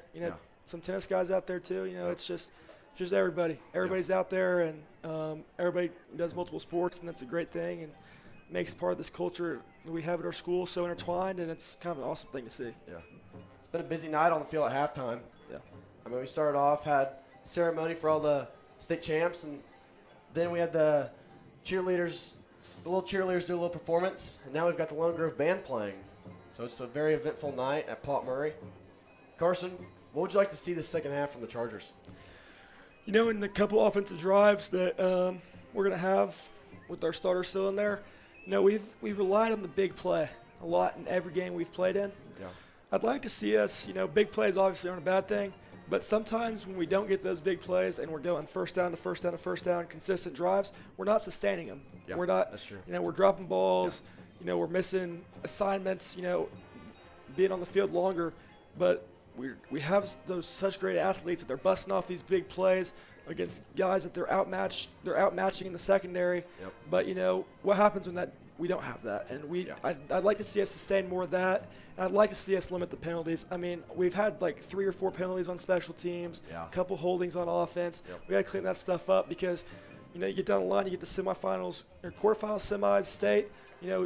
You give a team 2 extra chances on 2 fourth downs. You just can't have that room for error. You give a team 2 extra chances on 2 fourth downs on a drive, they're going to score on you. Yeah. Maybe not Lone Grove tonight. Yeah. In September, But when you're in November Yep. playing Lincoln Christian and you give them 2 extra chances, that's going to be the difference in the ball game. Yeah. And we got to clean that up now so we don't have that problem later. Well, it's kind of the same thing we've seen. I'd say 3 out of the 4 weeks. Not the Clinton, but Chargers up big at half. Right. It's like what can they do? I mean, I think it's the same that we've said for 3 of the 4 weeks. I mean, it's just more repetition. Yeah. Try to be a little cleaner with the ball. Both sides of the ball, just try to be a little cleaner. But then, I mean, if you're the opposing team, if you're Lone Grove, I mean, I feel like repetition is still a big thing too. Like, even though you're down 34, Right. I mean, just getting those guys more reps will make them more comfortable for when they're playing a little bit closer games. Well, I think the thing to remember, if you're ever been in a locker room at halftime with any of these coaches or in any sport here at Heritage Hall, is we're supposed to beat teams like this. Yep. That's the reputation we've built. That's the culture we've built. That's the expectation that Yes. we've worked towards Yeah. and we've sustained. We're supposed to beat teams like this handily, and probably even by more. So, you know, there's always things we can improve on. This has been, 34-0, but there's been a lot of mistakes that can be fixed up in the second half. And I guarantee you, Coach Bogart's harping on that. He wants to see the offense execute those better. Start of the second half, pull them out, let the JV guys get some work, see how our future looks, and it should be a great rest of the ball game. Yeah, I think if we could have done a little better on those 4th downs, just a couple penalties, I really think we could have scored another 2, maybe 3 touchdowns, give ourselves a 49-point lead. But I mean, we can't change that now. So now it's just cleaning up those errors and mistakes. Right. Yeah, I mean, anytime you look down at the sideline, even when we're up big like this, there's coaches always still yelling. And that's part of the reason what makes us so good is because, like I said, you're supposed to beat teams like this. You should expect perfection. When you expect that perfection and you pursue it, you're going to be that much better for it. And that's why we always finish so much better. Because if you accept, being a quarterfinal team, a playoff team as your expectation, and you lose, first round, you're going to be set that you're satisfied. That's okay. But if you pursue a state championship every year, when's the last time we haven't made it to the semifinal or better? You can't name it. That's the point. Because that's what we pursue every year, and that's what the standard that we've achieved. Yeah. I mean, we always strive for perfection. And you can see it, on sidelines. I mean, there was that one drive we didn't score on. Not too big of a deal, up 34, but, Coach Bogart was still upset that our boys could not execute, which just shows, how we always pursue that perfection. Constantly. It's just little things that, to the untrained eye, many people think that doesn't matter. This guy, what is he doing? But that's the reason that he has the record that he has, and that he has won National Football Coach of the Year 1 year, has won however many state championships, and is probably the best football coach for what he's given in the state of Oklahoma. And that's, people sometimes have things to say about it, but when he gets the results he does, what else can you really say? Yeah. So moving on from Heritage Hall football, this weekend, Saturday, just huge slate of games. Right. Score predictions with some of them. Ohio State, Notre Dame. Who we got? Oh, man. Ohio State, I think, from top to bottom is the better team. But I think Notre Dame's going to keep it closer. Ohio State's got the inexperienced quarterback. Notre Dame's got the veteran quarterback with a really good running back. I'm probably going to go 35-31 Ohio State. Then Colorado, Oregon. A lot of hype around this Colorado team. The spread, I want to say, is 22.5 to Oregon. Should be higher. I think it'll kind of be a blowout, honestly. Yeah, I'm not a big Deion Sanders fan once he's broken into the college football coaching world. Don't get me wrong, I used to be one of his biggest fans, and when he played, I wasn't alive when he played, but playing flag football, I'd do his celebrations when I got an interception. All the time. But I just don't think. I think his style of coaching is a little self-absorbed. Everything's about him. I see something new every day that just makes me think all these people like him because he's cool and flashy. But that's not really the way I see it. If you dig deeper into it. But I think they've won 3 games against nobody. Yeah. I think they're about to play. Bo Nix and Oregon, they're a really solid team. They got to play Oregon, USC, Washington. Yeah. I don't think they won in any of those games. Yeah. Then we got Ole Miss, Alabama. That'll be a big game. Yeah. A lot of people, it's, I think 20. It's not like the matchup isn't great, but I think it'll be a really good game with how that Ole Miss offense is playing. I think Ole Miss comes away. I do too. Surprisingly. A lot of people say Saban bounce back week, but how many bounce back chances does he get? Yeah. Ole Miss almost beat him last year. Ole Miss still has their quarterback. Alabama doesn't. So I think that Ole Miss going to win that game. I don't think it's going to be handily, but I think they will. Yeah. Ole Miss has 3 quarterbacks on their roster better than Alabama's first string. So, I just don't think that it's going to be for the Crimson Tide tomorrow. Then Oklahoma at Cincinnati. Should be an easy one for the Sooners, coming off 3-game win streak. But, I feel like playing at Cincinnati might not be the easiest challenge. Yeah, Cincinnati's a tough place to play. They love their football there. Cincinnati's a pretty good team, pretty solid team this year, but I think the Sooners are going to take care of their business. Yeah. Here come our boys out of the locker room. Looks like we've got all the seniors in the front, which kind of makes me think that we'll see them a good amount this third quarter. Yeah, they look energized, ready to play, ready to get after it. I think we're going to see a pretty fiery start to the second half, and then JV's going to get a lot of playing time here pretty soon. For sure. And then just a reminder, tomorrow, Cheer State at Tulsa Union High School. The girls perform at 12:45. If you're going, we'd really like you in the stands around 12:10, 12:15. Seats fill out fast. And the crowd is actually involved in the score. Yes, crowd involvement counts as part of the score, so the more people we get there, the better. Just by you showing up, you're going to help our girls out and impact their chances of winning. So if everybody could show up and show out, we'd greatly appreciate it. Yeah, we'd love to see everyone at Cheer State. Second half, football's about to kick off. That'll do it from the halftime show. See y'all next week.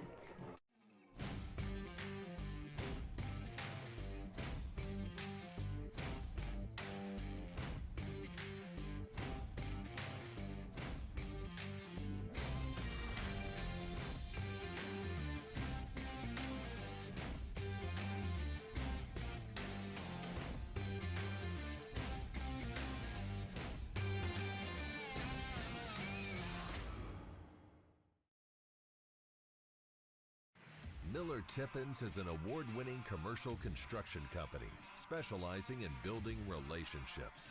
Our mission is to improve the lives of the people we serve. Exceptional work requires an exceptional team.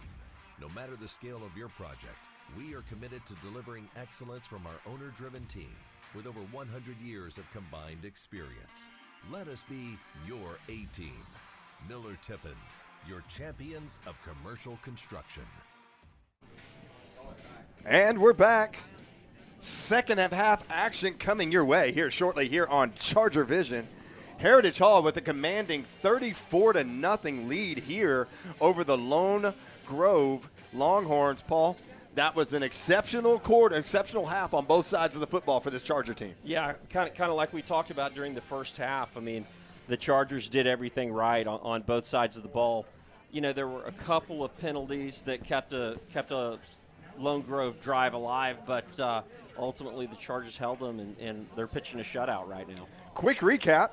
Jordan Harris on the second play of the game with a 60-yard touchdown on the end around, followed by a 23-yard touchdown scamper by Bass, another 8-yard touchdown run by Bass, and then following that, a one-play, of course, drive, 97-yard touchdown pass from Bass to Jordan Harris, which set a new school record here at Heritage Hall, and that was rounded off with a 10-yard touchdown reception by Rashad Smith from Bass to end the scoring in the first half. Right, 5 touchdowns on 6 possessions. The Chargers are clicking like a well-oiled machine right now. Absolutely. You've got to love Heritage Hall as we look at upcoming schedule, Paul. Following tonight, Lone Grove 3A7. Now 3A number 8 at Pauls Valley next week. One of those games, Pauls Valley 3-0 right now. They have a bye week this week. So, that's one of those things that you just have to stay clicking. You just have to stay sharp throughout. Absolutely.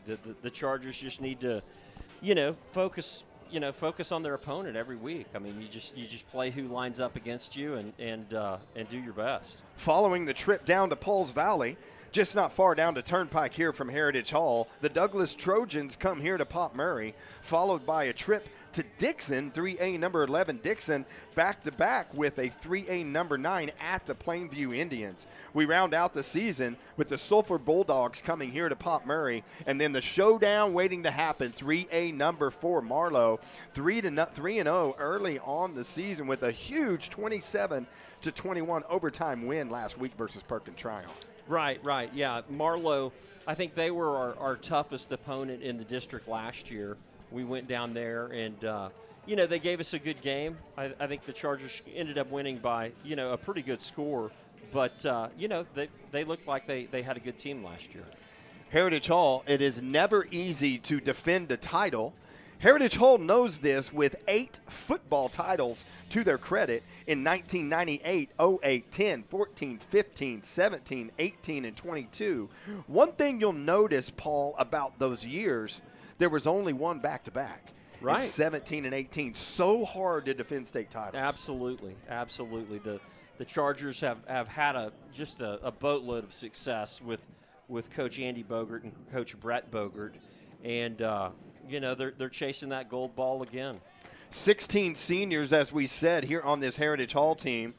State championship last year, state championship in 18, which I believe some of those would maybe they would have been. No, they would not have been on there. That's 5 years removed, correct? But, a lot of whenever you've been to a state championship run and able to hoist the gold ball, there's a lot of value that comes to that in years to follow. Absolutely, yeah. Building tradition within the program. They just have high expectations for themselves. So Heritage Hall kicks off to start the second half.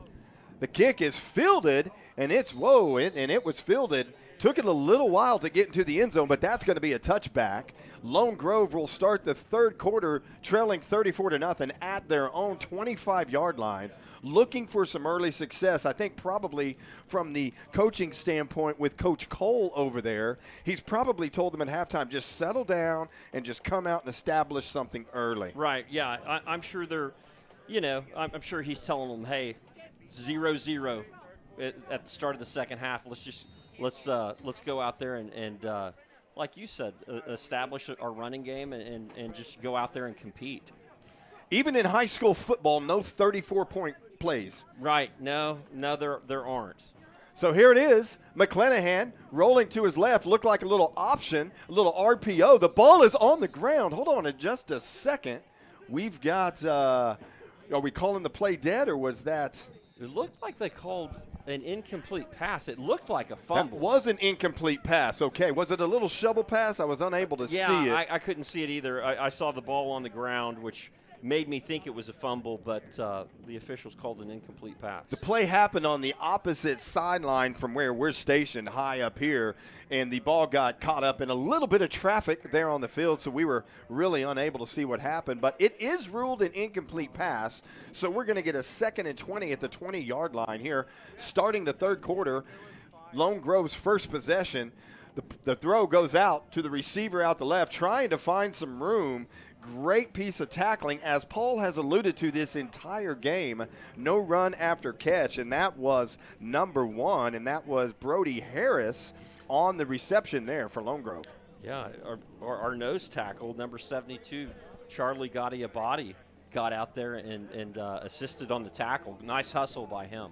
At halftime, I ran into the masked cape man here at Heritage Hall. Turns out, Charlie Gaudiabati's father. Absolutely. Wearing the Heritage Hall cape, supporting the team out here in the stands. Love to see that. He's a super fan.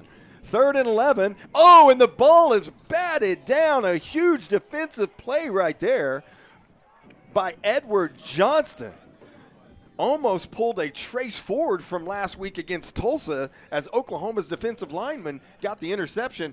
Real close right there. Right. Great athletic play right there by the defensive line. Yeah, nice play by Edward. He's playing defensive line this week. He's played some middle linebacker in previous weeks, so he's a versatile player, and he's getting a lot of time on the field. You 100% saw that athleticism right there. And the kick is up. Short kick. Pretty windy atmosphere tonight. Don't know if the wind took that or not, but it is down at the 41-yard line of Heritage Hall. So another short field for Heritage Hall as they start their drive here in the second half, leading by the score of 34-0. Right, Chargers are going to go back to work here. It looks like, I believe the first offense is going to come out here, and we'll see what they do. First offense on the field, head-to-head matchup. Heritage Hall 3-0 all-time against Lone Grove. The last win coming last year by the score of 56-14. Bass with 256 yards and 3 touchdowns, 10 carries, and 151 yards rushing and 2 touchdowns in that game. As the pass goes out here to Carter Knowles, looking to get up the field, and he is knocked out of bounds after a nice gain of 8 on the play. Right. Maybe 9 on the play as the official keeps walking closer and closer to that down marker. Andy, another nice throw there. Officially 9 yards on the play, 2nd and 1, ball on the 35-yard line of Lone Grove. Bass looking for the receiver out front again, and that ball hits the turf. That was Carter Knowles unable to corral the pass from Bass. Yeah, it looked like Andy put it right on him. Carter couldn't come up with the grab. I think he's mad at himself. He wanted to get the ball down the field and go score. A couple of drops in this contest from a very sure-handed receiving core here at Heritage Hall. That's not anything that cannot be fixed. Number of reasons, nerves, just taking your eyes off the ball or being wide open, as this give is to Barrett Travis running backwards, trying to find some space, turning it up. And it looks like if he doesn't step out of bounds, he may have got enough here for another Charger first down, but it did look like he stepped out of bounds short of the yard marker. Right, Barrett showing some speed there, gave up some ground. Lone Grove was in the Chargers' backfield, but he turned it into a positive play. So that's going to bring up a 4th and 1 here for Heritage Hall with a decision to make early here in the second half. If you recall, Heritage scored on 5 of their 6 possessions in the first half, only turning it over on downs right before the half. Give is to Bass, looking for Jordan Harris. Jordan Harris has enough for the first down, looking for more yardage. Nice tackle right there by the Perkins defender. It looks like that was on the defense. That looks like that was Zane Bond for Perkins, but that's going to be good enough for another Heritage Hall first down on their first drive of the second half. Bass keeps it, looking to the right, throws it out there to Carter Knowles again. Carter Knowles with a nice move on side, getting it outside, breaking 2 tackles, and there it is. Pay dirt, touchdown, Heritage Hall. Great job there by Carter Knowles, keeping his feet, breaking a tackle, and he takes it into the end zone. Another touchdown pass for Andy Bass. Another receiver getting in the touchdown stat book right here for Heritage Hall, as Heritage Hall continues the offensive onslaught that we've seen since the opening kick. Yeah, it looked like Andy rolled to his right there. Looked like he had a run-pass option, elected to hit Carter with the pass, and Carter took it to the house. Cal Welker, as we've seen all year long, it's up and it's good. Heritage Hall extending the lead now by the score of 41-0 following the point after conversion. And boy, for this Lone Grove Longhorn team, that's not really what you wanted to see coming out of the half, but with the power, the skill, and the precision of this Heritage Hall offense, what do you do? Yeah, the Chargers are tough to stop. I mean, they've got a quarterback who's got, a lot of speed, really good arm. He's accurate. A bunch of receivers who can run and catch the ball. A couple running backs in Barrett Travis and Bladen Vogel who are doing a great job carrying the ball. So, the Chargers are tough to play defense against. Heritage Hall spreading the wealth tonight. Jordan Harris, 2 touchdowns. Andy Bass, 2 touchdowns, but also a touchdown by Rashad Smith. And then the last one that you just saw, Carter Knowles, a play that he turned in and broke 2 tackles. Right. Great job, yards after contact. Absolutely. So here we are. Bo Butler set to kick off once again for Heritage Hall. Deep to receive for Lone Grove. Number 9, Keller Stanley. So we've seen him deep on the coverage, deep on the punt or the kick return. Every return so far. 9 minutes, 41 seconds left here. Early in the second half, Pop Murray filled Heritage Hall commanding lead over the Longhorns. And actually, this is going to be taken by number 13, Demarion Jackson, who steps in the end zone. And in high school football, as you know, that's an automatic touchback. Absolutely, absolutely. Nice kickoff there by Butler.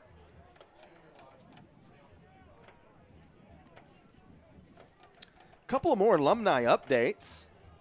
Gavin Wilson, sophomore now at the University of Central Oklahoma, played in 6 games as a true freshman and looking for all kinds of action here in 2023. Exciting to see a guy, Gavin Wilson, who was so important for us on the offensive and defensive lines over the last number of years. 4-year starter here at Heritage Hall, getting a chance at the next level as well. Gavin's a super player. Wish him all the luck in the world. And here we go. Second possession for Lone Grove. Give up the middle to the workhorse. It's number 5, Kendall, getting the bulk of the carries all night here for Lone Grove. We featured them as impact players for this Longhorn team, along with Jackson McClanahan, Eli Kendall, and then number 13, Demarion Jackson. Also number 8, Zane Bond. We've seen him in on some early action here for the Longhorns. As McClanahan drops back, he's looking for the deep ball, and that is good coverage. The receiver there for Lone Grove looked like he may have had a late step there on the defense, but the throw was just a little long. Yeah, I think that was to number 1. Looks like it was Brody Harris, and I think it was number 22, Carter Counts on the coverage. Good coverage there by Counts. The ball overthrown just briefly. It's good to see Brody Harris for the Longhorns back out there. You remember he was on the sideline a little bit down on the turf as an injury timeout came in, and that ball is thrown out to the right. Overthrown. Good coverage on the play there by Carter Knowles. And that's going to be a 3-and-out to start the second half. Sorry, on the second possession of the second half for Lone Grove. Yeah, more good defense by the Chargers. Jordan Harris back to receive the Longhorn punt. I don't have the actual punt numbers here for Lone Grove tonight. But other than turning the ball over deep in Heritage Hall territory on a 4th down, Longhorns have punted on every possession. And that punt is down deep. Now it's at the 22-yard line where Heritage Hall will start their second possession here of the second half. Looks like the Chargers are going to come out with number 14, Hudson Ferris at quarterback. He's a sophomore, 6'2", 150 pounds. So it looks like the night for Andy Bass is finished, with Heritage Hall a commanding 41-point advantage at this point. Looks like Ferris is around the left side, trying to get up the middle, lowering his shoulder. Good, strong run for Harris. Ferris, a 6'2", 150-pound quarterback defensive back, sophomore. Yeah, I've seen Hudson throw the ball. He can wing it. So Ferris deep to receive the snap. The give is over the left side to Barrett Travis. Travis still in the game. A lot of the offensive starters see Boston Fuller still in the game. Right. Yeah, it looks like the first offensive line is still in. Pretty much all the ones except for Andy Bass at quarterback. So in perusing the sideline here, making sure that there's nothing else, it looks like Andy Bass there's no injury or anything like that happening, just getting the young Ferris some reps here with the first team offense as the pass goes out to Rashad Smith, turning it back in for a small gain, and that's going to not be enough. That's going to be, let's see, just short. So we're going to get a 4th down play here for Heritage Hall, 4th and about 2 yards, sitting at their own 29-yard line. Looks like Coach Bogert doesn't want to kick the ball, wants to give Ferris another chance to get a snap here. He had a nice, accurate throw there. Barrett Travis with Ferris in the backfield, and that ball is batted down by number 5, who we've seen all night for the Longhorns, Eli Kendall. And that's going to be a turnover on downs for Heritage Hall. Yeah, good defense there by the Longhorns. Got their hands up and knocked down the ball at the line of scrimmage. Looks like we've got some other faces coming in for the Chargers. I see number 58, Gray Keller, coming in at nose guard. Number, I think that's 62, Griffin. David Griffin coming in at defensive end. You know, David Griffin got the start last week at center when Right. Grayson Hume was out. Exactly. Did a very nice job right there, Paul. Yeah, we got number 34, Rhett Davis at defensive tackle. Rhett Davis, a good-looking kid, big body out there, looking to do some damage. So let's see what this Charger defensive crew can put together here. 7 minutes left to go as McClanahan rolls out to his left, getting some pressure. Ball is looking for a receiver up the middle. There is a late flag out. This indication could potentially be offensive, as there was some late separation on the play. We're going to see which way this goes. And it looks like it is going to be on Heritage Hall on a pass interference. So that is touchdown for Lone Grove. One play, McClanahan to, I believe, that was Brody Harris. Yeah, it looked like the Chargers defensive back got turned around there down about the 5-yard line. Nice play by Lone Grove. So Lone Grove lines up for the extra point. The kick is up, and it is good. No flags on the play, so just like that, Lone Grove cuts the lead. The Heritage Hall lead 41-7. Yeah, nice play there by the Longhorns. You know, they hit us, got the DB turned around and you know, hit us for a touchdown pass. Charger volleyball has battled a tough schedule once again this season. This young squad is much better than their 3-12 record indicates, having played a gauntlet of highly ranked opponents. Coach Schwab, though, always seems to have them playing their best volleyball late in the season, so stay tuned as they build up for a serious playoff run. Be sure to get out and support the Chargers as they close out the regular season over the next couple of weeks, including a home match on September 26th versus Christian Heritage that will stream live right here on ChargerVision. ChargerVision crew covering all sports here at Heritage Hall. Absolutely, yeah.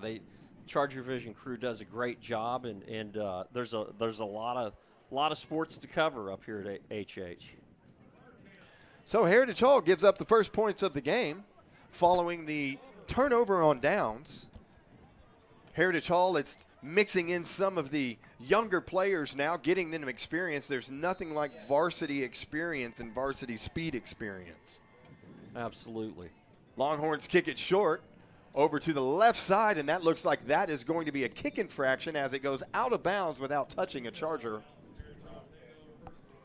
What's the rule there? That's a good question. Yeah, I believe it's 15 yards from when it went out. Is that correct? Let's see here. I'm not sure. So the officials are there at the 40. So it looks like that's about where it went out. That's about where it went out right there. So Heritage Hall. Barrett Travis still in the backfield. Number 34 in the backfield. Rhett Davis checks in as kind of the H-back.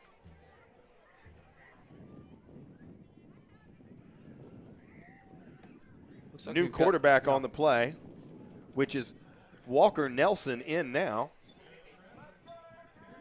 Yeah, Walker, he's a senior, came into the Clinton game, did a good job, finishing out the first half while Andy was dinged up a little bit. So he's had some work so far this year. And in that Clinton game that you called when Bass went down early with the thumb injury, that's why it's important these guys that when they're able to get the reps in the second half right now. Absolutely. Like you said, there's nothing like the speed and experience of of playing in a varsity game, and these guys need all the experience they can get. Snap hits the turf. It's picked up by Walker Nelson, who tries to get back to the line of scrimmage and barely does. You know, Paul, that's kind of been we talk about it all the time, maybe one of the advantages of having such a potent offensive team and a quick scoring machine is that a lot of these young guys throughout the season get a lot of experience in these second and third, fourth you're quarters. right. You're exactly right. Coach Bogert does a great job of getting these guys in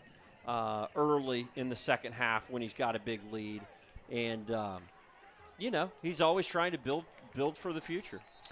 Walker, great pass out there. Ball is jarred loose. Unable to tell who the intended receiver was. Nice throw out there by Walker. Had the ball in the hands and a nice hit by the defensive backfield with Lone Grove. Yeah. The defender really came up and delivered a blow to the receiver, broke up the pass. Looks like that was actually Carter Counts. I think he's going to punt it here, too. Carter Counts on the intention, and yes, he's going to drop back and punt this. Andy Bass, usually our punter. Andy Bass does not have too many punts under his belt this year. Right, yeah. The Chargers haven't had to punt much so far this season. Demarion Marcus on the return for Lone Grove. Nice tackle there by Bladen Vogel, 5'9", 152-pound senior on the punt coverage team.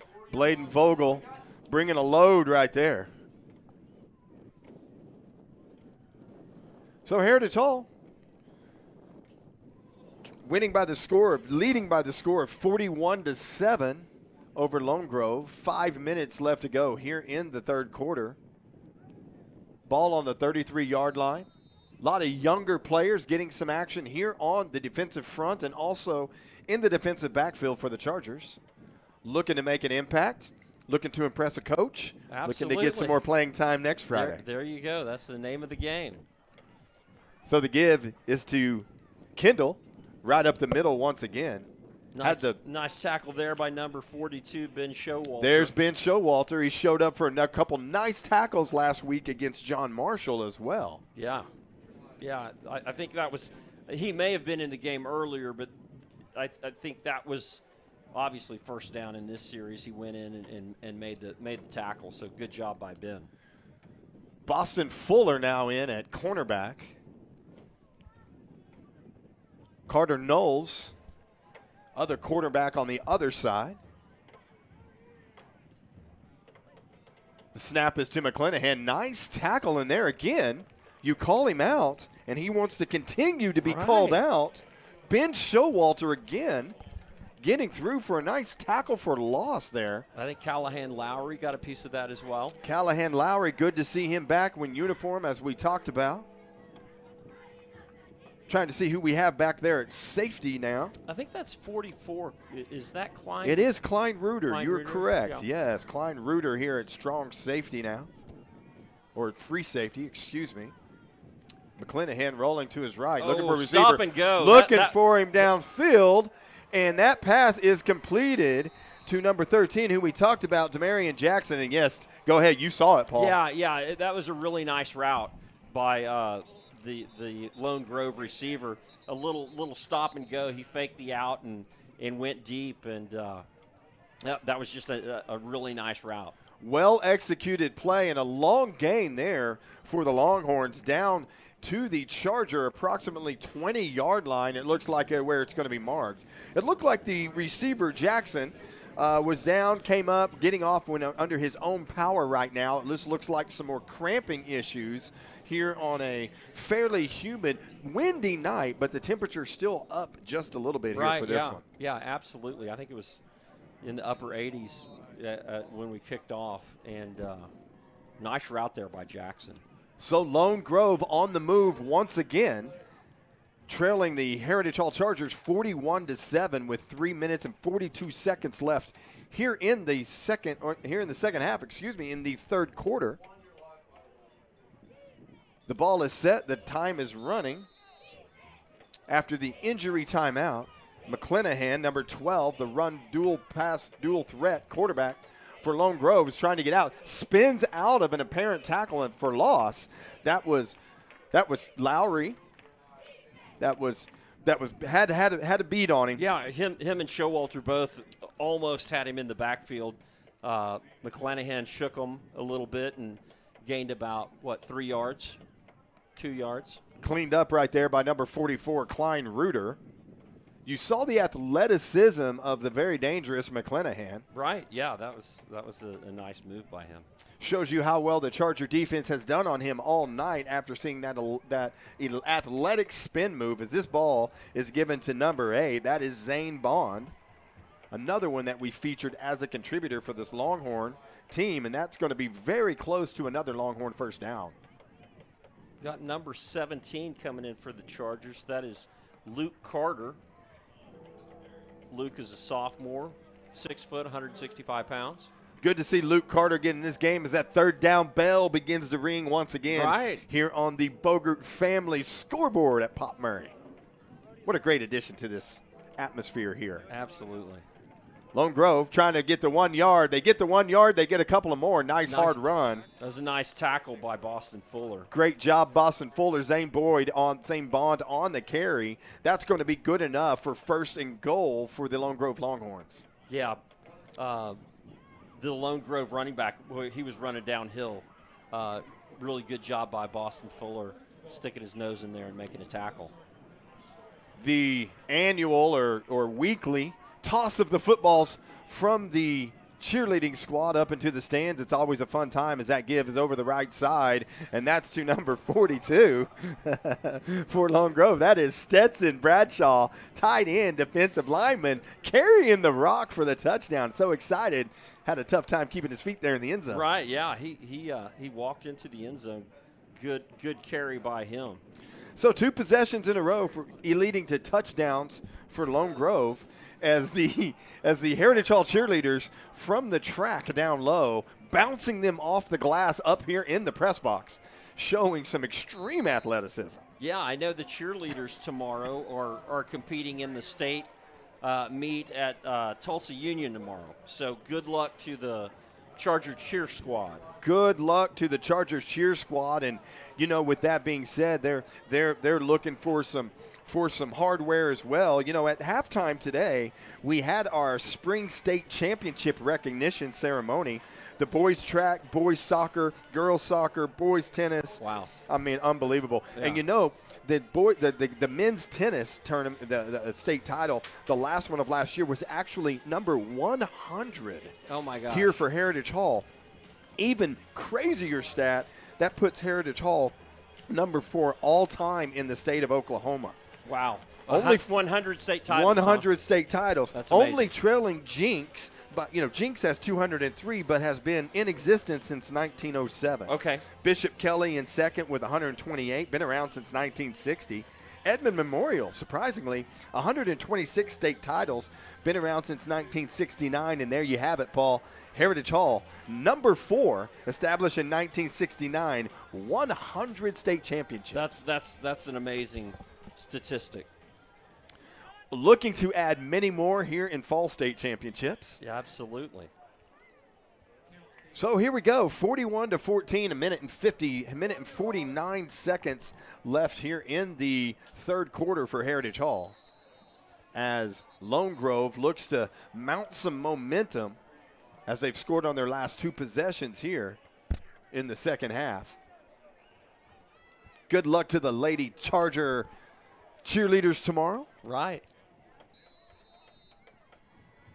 Yeah, I know they're competing in 5A at the oh, wow, what a hit. And a big hit right there on the squib kick. The bouncing kick was fielded over there.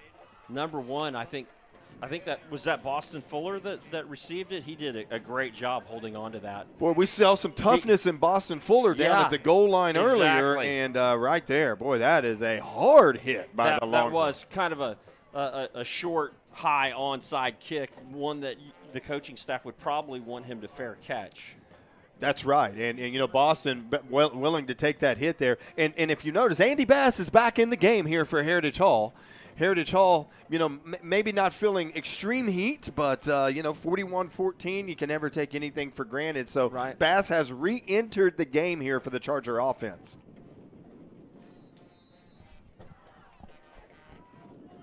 Barrett Travis still in the backfield. The give is to Travis. Getting around the end. I'm sorry, that is Bladen Vogel. Oh, and Bladen Vogel gets to the outside, back to the middle, and one play just like that. We have got ourselves a 60-yard touchdown run by Bladen Vogel.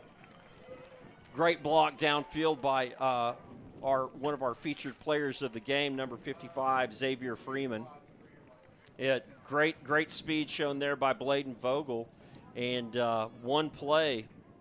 Chargers take it to the house. One play again. Andy Bass comes into the game once again, gives the handoff to Bladen Vogel, and great downfield blocking by the Heritage Hall receivers, springing Bladen, who did a nice job getting it back to the middle and outrunning the secondary for pay dirt. Touchdown Heritage Hall.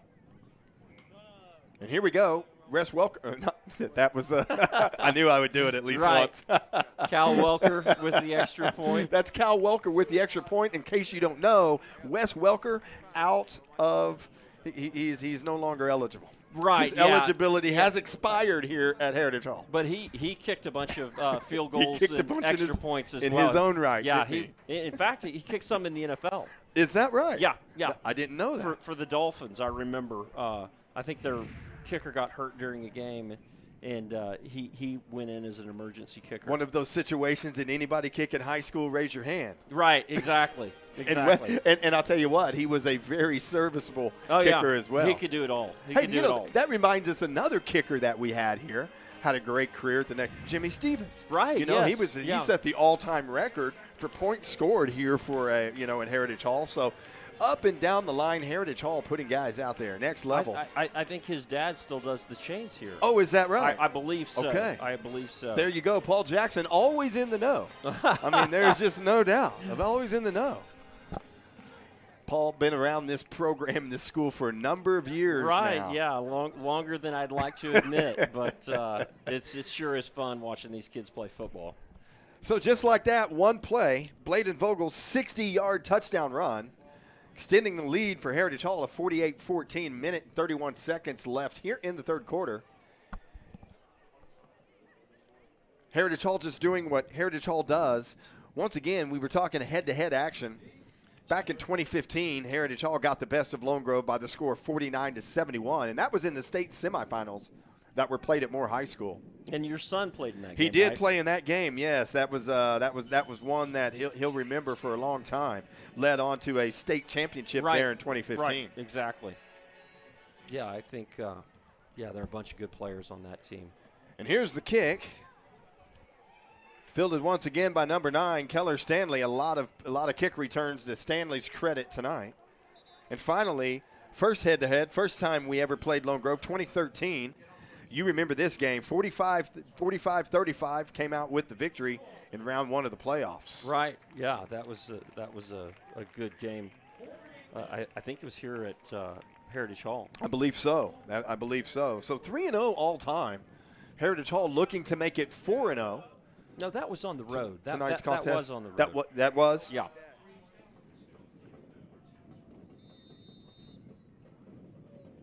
So a couple of guys out of the lineup tonight, for Heritage Hall. Grayson Hume, you know what? Actually, he made it back in tonight, didn't he? He was. I think he did. He was questionable for this game, Okay. but I did see that he played in this game. So that was good. And the give is to number 8, running Good hard, run there. Wow. lowering his shoulder again. Taking the fight to the defense right there. We haven't seen number 8, and that is Zane Boyd with a lot of carries. It was number 5, Kendall, getting the bulk of the work from the backfield so far in this game. But wow. Yeah, Bond. He was running downhill, really delivered the blow to the Chargers cornerback there. We've seen that happen 3 times from Bond down here at the goal line, Right. one on the opposite sidelines and right there in front of you. So Yeah, he's a hard runner. there's no give up in him. He's not thinking this game is out of hand whatsoever. He's in to make a play. So here we go, 1st and 10, ball on the 45 for Lone Grove. Give us to Bond once again. Nice big running, going to be about a 6-yard gain on the play, maybe 5.5. Number 42, Showalter on the tackle once again, getting his name all over the place since coming in. I think Carter Knowles got a piece of that as well. Yeah, I think there was a little payback from Carter Knowles there, so good job for him. Good to see Carter Knowles in there, sticking his nose in there. And here we go. The 4 fingers are up, meaning we're headed to the 4th quarter. Heritage Hall leads by the score of 48-14. You are watching Charger Vision. Injuries don't wait for business hours. Now you can be seen 24/7 for sports injuries. Whether you have a sprain or a broken bone, at the SSM Health Bone and Joint Injury Clinic at 13401 Northwestern.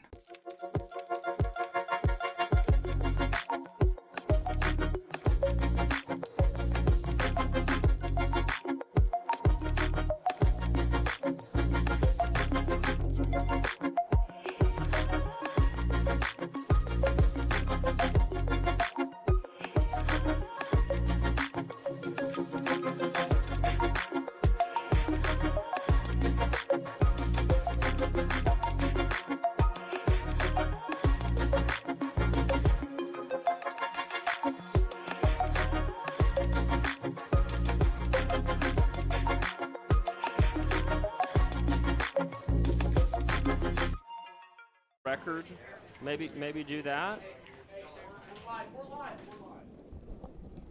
And we're back at Pop Murray Field here at Heritage Hall. The Chargers up 48-14 as we start the 4th quarter. McClanahan up the middle, gain of about 5. So here come the Longhorns.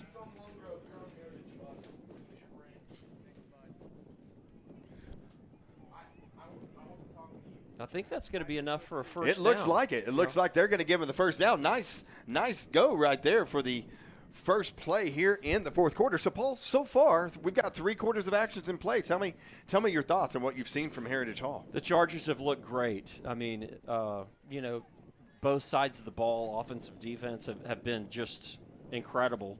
Lone Grove scored a couple touchdowns here in the second half against a bunch of 2s on defense, which, that's okay. Chargers are still looking good. I mean, you would expect Lone Grove to make some plays, right? I mean, they've won 3 games. They're 3-0. I mean, eventually they're gonna hit something. This is a good ball club. I mean, this is a good ball club that we've really made one-dimensional tonight. Yeah. So I mean, this is a great, not conceding victory yet, but at this point, this is a great margin that we have right now over this very good squad. Right. I agree. I mean, I think that's a good way to put it. I mean, they've got some very talented kids out there. They're undefeated coming in. They came up to Oklahoma City tonight, trying to knock off the Chargers, but, the Chargers have played just an incredible game. Nice gain once again by Boyd. What are your thoughts? Boy, it's impressive. Right. It's impressive to see. I've seen the last 2 weeks now, and this offense, defense, I mean, everything seems to be clicking on both sides of the ball. So, I mean, that's getting that consistency, finding that consistency in 4 games in. That's good. Yeah, I mean, that's encouraging. That's what they're looking for. I mean, they're definitely in mid-season form. I mean, the Chargers are hitting their stride for sure. The give to Bond once again. That'll be another first down here for Lone Grove. 1st and 10, ball on the 33-yard line. McClanahan looks like he's still at the helm here for Lone Grove. Changed out the backs. We'll have to see if number 5, as that pass goes out to number 42, who scored the touchdown for Lone Grove a while ago. That's Stetson Bradshaw. Very happy to see. He was happy to see himself in the end zone in that last possession. So gets another touch right here from the quarterback, McClanahan. Nice tackle there by Kyle Welker on the out. Gave up about, 4 yards. So good defense by the Chargers. Cal Welker having an incredible season so far here for Heritage.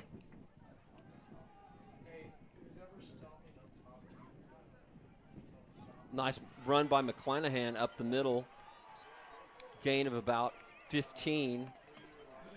Tackle there by number 4, Jordan Harris. That's going to be good enough for another Longhorn first down as they're driving, trying to cut this Heritage Hall lead. 8 minutes, 32 seconds left here in the ballgame. Stick around after the game. We'll be announcing our Seth Wadley Auto Family Power Promise Player of the Game. Paul and I have put our brains together, and we are calculating if there's any power there. Yeah. With our brain power put together, I don't know how much power there is there, but we're having fun up here tonight, and we're going to give the Seth Wadley Auto Family Power Promise Player of the Game. That's a mouthful, right there. That is a mouthful, and a lot of people that are very, very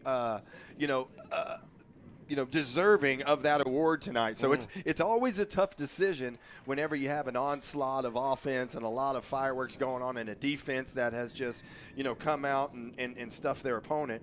But, there has to be one at some point. Yeah. Are we ready to call it, or are we gonna keep? Well, I think I feel comfortable with it. If you just want to go ahead and call it, go ahead. Be my guest. So the Seth Wadley Auto Family Power Promise Player of the Game for tonight will be none other than Jordan Harris.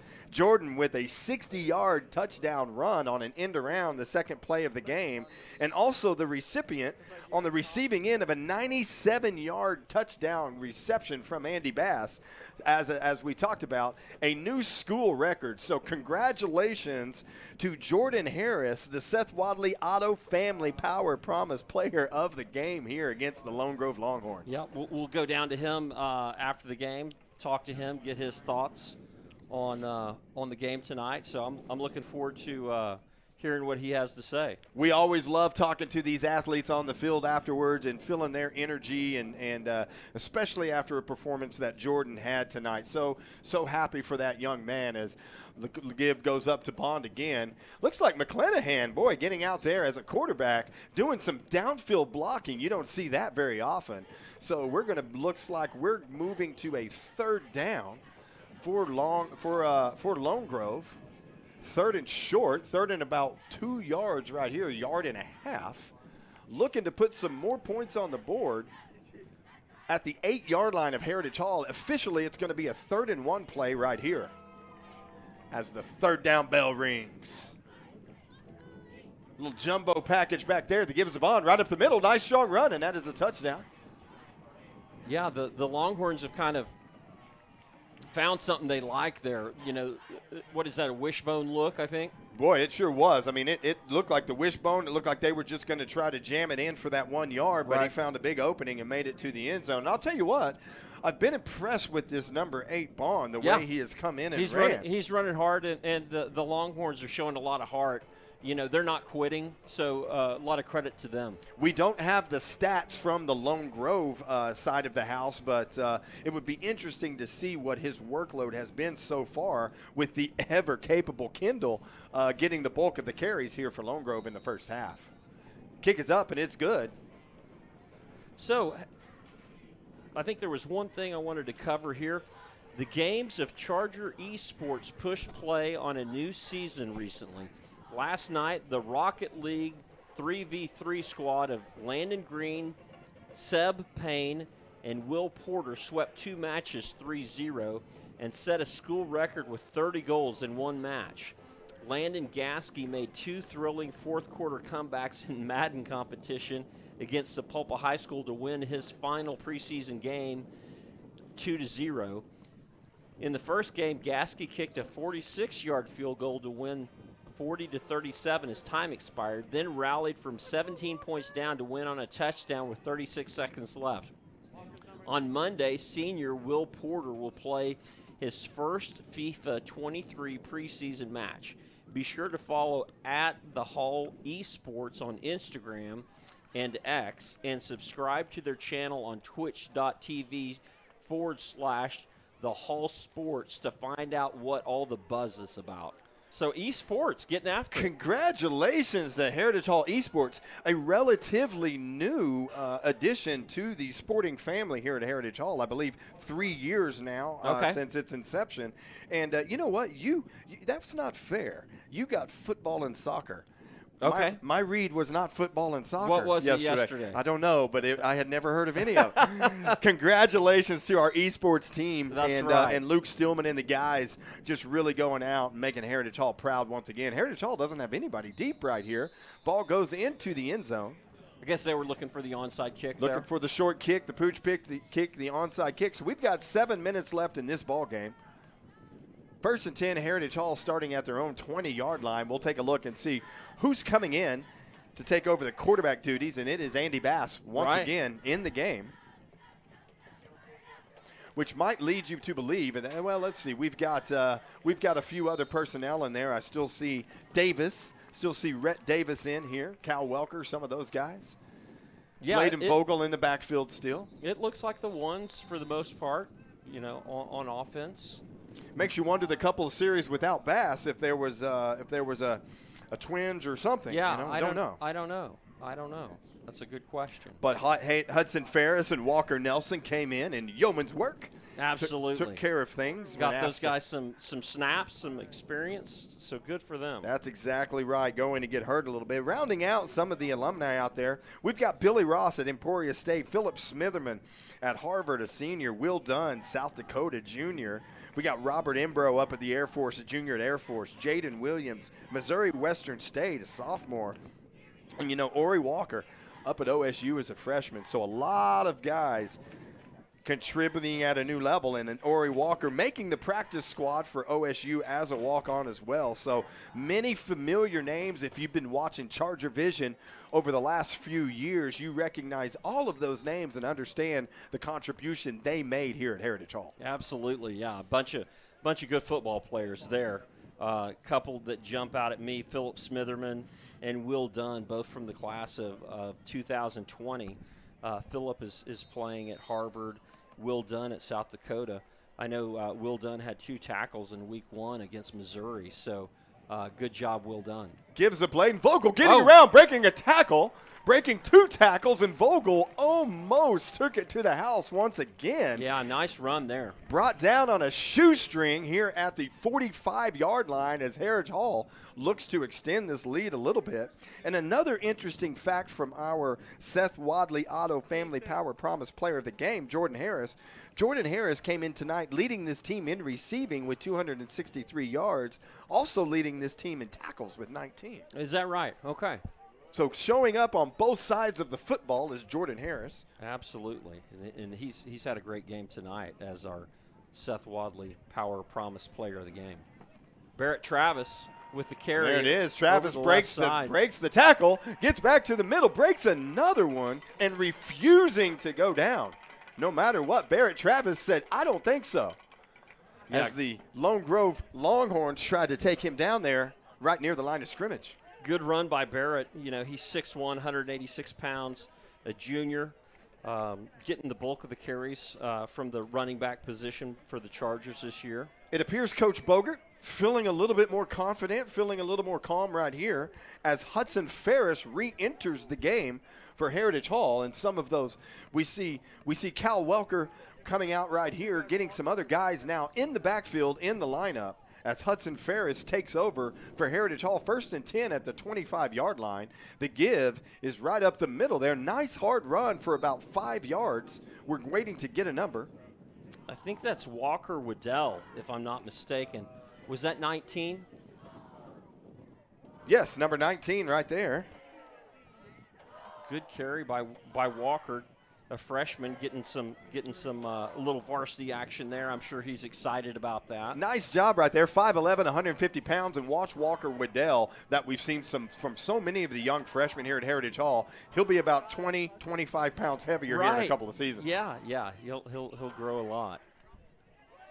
We see that development happening year after year here with this Heritage squad as the give once again getting the right side. Nice hard run, protecting the football. Lone Grove trying to strip the ball, and that's going to be a short gain on the play, and that's going to bring up about a 3rd and 5 for this Heritage Hall offense. Ball on the 20-yard line, 4 minutes left in this contest. Yeah, another nice carry there by Walker Waddell. Protecting the football, going around the right side, getting some positive yardage. As we mentioned, Heritage Hall, ranked number 1 in Class 3A. Lone Grove ranked number 7 in Class 3A. It's all been Heritage Hall in the first half. Nice run there by Walker getting out. Close to the first down. That's going to bring up a 4th and about 2 here on the play. 4th and possibly 1 as we're looking at the yard marker across the way, and it looks like a short one. And it looks like Heritage Hall is going to keep the offense on the field and go for it right here on 4th down. Ball on the 16-yard line, clock ticking. We've got number 21, split out Jack Whitworth. Ferris to take the snap. Snap is to Ferris. Ball given to Walker around the right side. Did they call him down? Yes, they did. They did. A nice hard run by Walker there. That's going to be good enough for another Heritage Hall first down. There for a minute, Paul, it looked like he was able to retain his balance. Yeah. No, I agree. That was a nice hard run by Walker. Looks like we'll see good things from him in the years to come. Good things to come. Every single year, we lose talent, and then every single year we have talent that just comes right in behind them. So always a good thing here at Heritage Hall. And the give is to Walker, trying to bounce it outside, looking back to the middle, lowers his shoulder, takes a shot, but that's going to be a nice gain once again by Walker, and that's going to leave Heritage Hall about a 2nd and 3 right here. Yeah, looks like we've got a bunch of the 2s in here now on offense.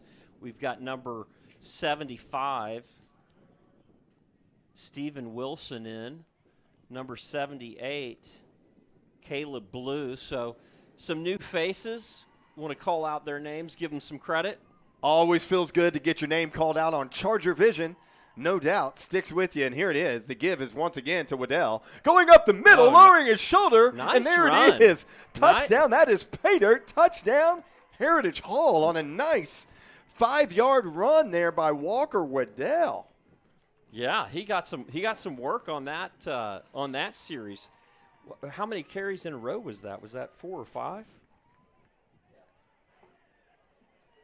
Great job there by a young man. And here's what I love, Paul, and I'd like to get your opinion on it. When these young guys get the chance, it's one of those you're looking to take advantage of opportunity. Sure, right. Give the coach something to think about. Right. you want to you're always building towards, hey, I want to be the next, big time running back at Heritage Hall. So that's it. I'm sure Walker Waddell is super happy to score his first varsity touchdown. And here's the replay right here of Walker's first touchdown as a Heritage Hall Charger. The give was to him, bounces it to the right, turns back up in the middle, looking for somebody, lowering the shoulder. No, touchdown. Sir. Touchdown. Right there. Congratulations, Walker, on your first Heritage Hall touchdown here. In the 2023 season, it's one you will remember forever. Absolutely. That's great. If you missed it, great stuff. Point after attempt, just to the left, no good, by number 18, Walker Nelson. So Heritage Hall leading now 54-21. 1 minute and 55 seconds left on the clock here in the ball game. I think it's fairly safe to assume that Heritage will move on and move to 4-0 here early in the season. As we said once again, on the road next week, facing number 8 Pauls Valley, the Pauls Valley Panthers, and then returning back home the following week to face the 0-3 Douglas Trojans right back here at Pop Murray. Right. Yeah. So next week will be interesting. I think Pauls Valley they're off this week. Bye week, yeah. They've got a bye week, and I'm sure they're working on getting prepared for the Chargers.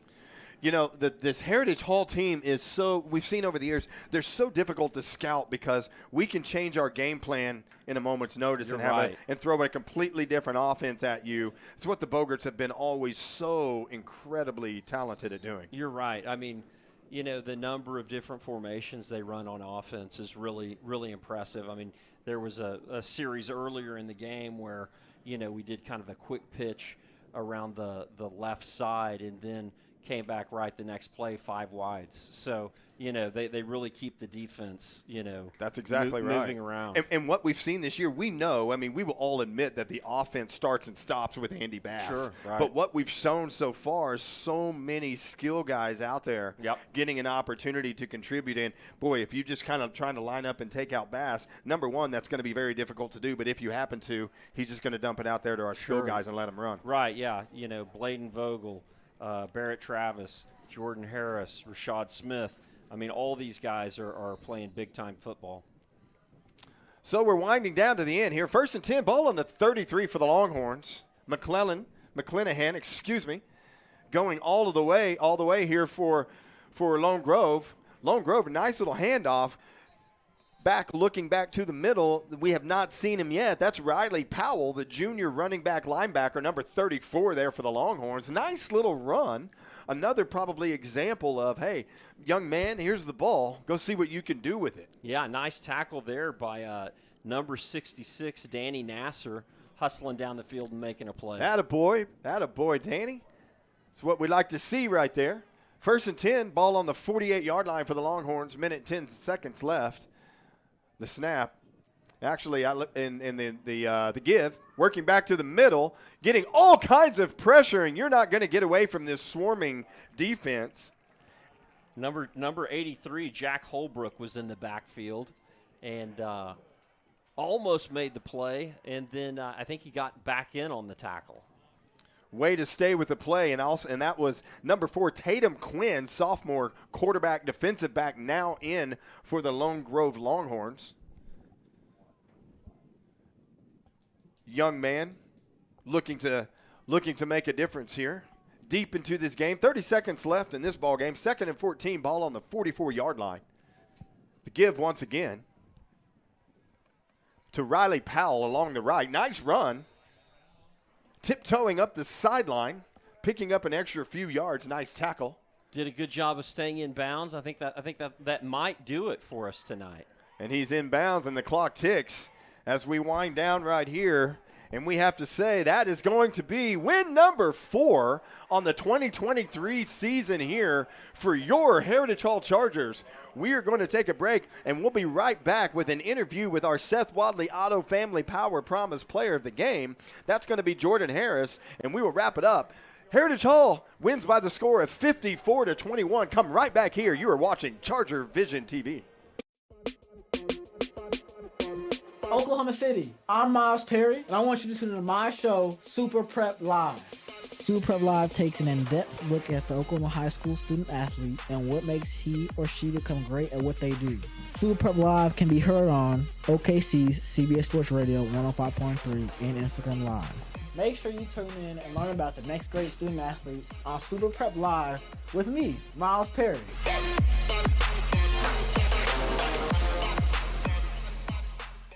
Dead People Stuff grew out of our love of historic preservation and architectural salvage of building materials. Whether you're looking for doors, light fixtures, hardware, reclaimed lumber, statues, plants, or home decor, Dead People Stuff is the perfect piece for your next project. And the Dead People Stuff family is growing. Come check out our...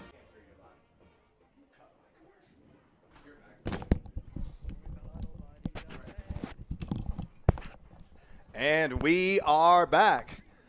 Nice victory here for Heritage Hall by the score of 54-21 over the previously unbeaten Lone Grove Longhorns. A nice, impressive victory from a Charger team that is really finding its stride early in the season. Looking back so far, how we've come to this point, it was a win over Millwood, Class 2A's number 1 Millwood, as the first game of the season. And that was by the score of 47-24 right here at Pop Murray. It was then off to Clinton as Big lead jumped out on Clinton, and Clinton fought their way back. A game that ended by the score of 50-43, and it was not decided until a few of the final ticks there in the fourth quarter of the ball game. Clinton came in as 4A's number 7th ranked team, so a very nice win for Heritage Hall, a good quality victory. Last week, it was taking on the John Marshall Bears at Oklahoma City Taft Stadium. John Marshall came into the game without any wins, but I'll tell you what, they came in on fire and ready to put up a fight, and Heritage Hall prevailed in that contest by the score of 55-6, and that brought us to tonight's Pop Murray Field game. Heritage Hall comes out on top by the score of 54-21, scoring on their first 5 possessions of the half, all in big play manner. Jordan Harris, as we recap, in the second play of the game, goes 60 yards on an end around after a fake to Barrett Travis going the other way. And then the end around, and Jordan Harris finds an alley, breaks a tackle, and takes it to the house for pay dirt. Following that, on the next possession, following a 3-and-out by the Heritage Hall defense, Andy Bass took the ball and went 23 yards over the right side for a touchdown of his own. Following that play and another 3-and-out by the Heritage Hall defense, Andy Bass then took it 8 yards for another touchdown. The ensuing play, the ensuing drive, Jordan Harris, Andy Bass connected with Jordan Harris on the first play from our 3-yard line. Jordan Harris racing 97 yards for the touchdown, setting a new Heritage Hall record.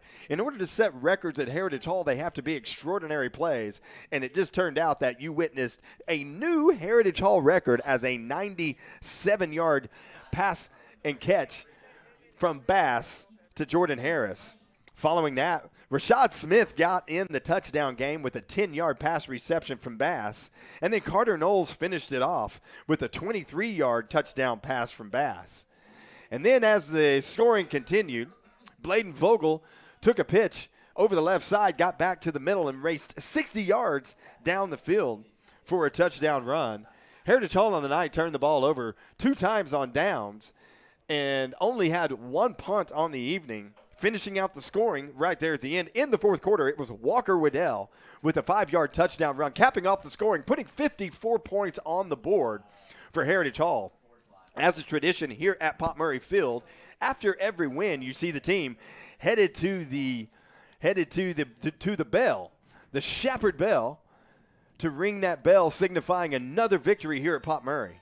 That bell, I will tell you from experience from being here at Heritage Hall for almost 20 years now, that bell has got to work out over the years. Not many losses here at Pop Murray.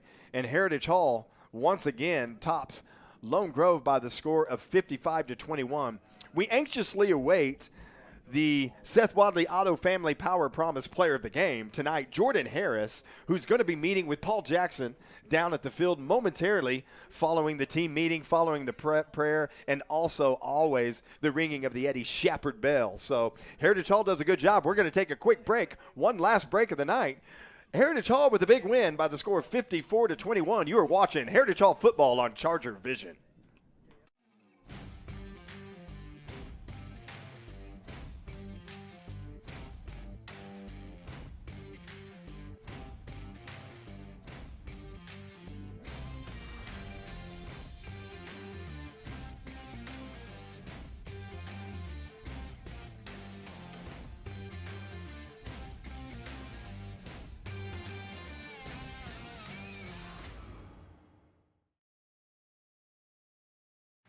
Miller Tippins is an award-winning commercial construction company specializing in building relationships.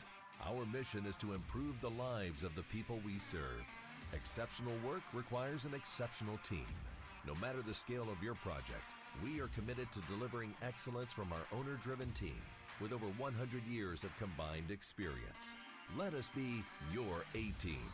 Miller Tippins, your champions of commercial construction. And we're back. District championship, not quite yet. How about first opening district game here at Pop Murray? Heritage Hall on top, 55-21 for the total. Jordan Harris, we await him to meet with Paul Jackson there at midfield. Talk about his game tonight. Jordan Harris, very close to the school record in receptions. Obviously, when you have 97 yards on one reception, and then the following game that he had, you always have to check the record books when things like that happen. You see the Heritage Hall squad down there taking pictures, as is the tradition following ball games. You have to love the sight when the parents, the friends and family, and everybody's down on the field taking pictures and supporting their young men, win or lose, no matter what. But I'll tell you what, as we said, there's not been many losses here at Pop Murray. One of the most formidable fields to come in here and still a victory away from a home team. As Brett Bogert, Coach Bogert there at midfield, being interviewed by, it looks like, the Oklahoman, who was up here on the perch all night with us, talking with the Oklahoman, very impressed with the skill level and the speed of this Heritage Hall team, which really made the difference tonight with a very good 3-0 Lone Grove Longhorn team. It was just the speed that was the difference. And that made the difference all night long, as you saw Jordan Harris get around the end. You saw Bladen Vogel. You saw Carter Knowles. You saw Rashad Smith turn the corner and not be able to get caught, even though certain guys had the angle on him throughout the night. Looks like Jordan Harris is coming close and almost ready, waiting for the mark. And Jordan Harris with a great game tonight. And we will take it down to Paul Jackson on the field, who has our player of the game, Jordan Harris. Seth Wadley, Power Promise player of the game, Jordan Harris. Jordan, great game tonight. Thank you so much. You had a couple of big plays, right? 60-yard reverse for a touchdown, a run, and then school record 97-yard catch for a touchdown. Great playing tonight. Thank you. So what did you think on that touchdown catch? It looked like the guy had a chance to tackle you at about the 25-yard line, kind of threw a shoulder at you, and then what happened? Well, I was running across the field. I knew it was going to be wide open, but then I knew he was right there. So I braced myself for the hit, and he was just not big enough. So all he tried to do was lay his shoulder into me, and that wasn't enough. And once I get in that open field, ain't nobody catching me. That's right. So remind us, you were in the 100-meter dash in the spring. Where did you finish? I got 5th place. Okay. Great job. That speed, we really saw it tonight on those 2 long runs. Yes, sir. We try to get in. We try to get in the springtime and just work on our craft for football, and it's paying off. Yeah, I would say it's paying off. Well, what did you think about the game tonight? Well, I think we executed very well in the first half. Defense pitched a shutout. Offense was firing on all cylinders except for that last drive, and then we came out in the second half a little lackadaisical, I guess, because the score. But we should have just locked in. But we still got work to do. But I like what I saw out of the team today. Good. Tell us about your goals going forward. All I want to do, I want to win district and then win state. That's all I'm trying to do. All right. Well, great job, Jordan. Anything else to say to the Charger Nation? Hey, go Chargers, horns down. We're going back-to-back, 2022, 2023. Let's go. All right, I'm Paul Jackson, and that is it from Heritage Hall. All right, they've signed off. Perfect.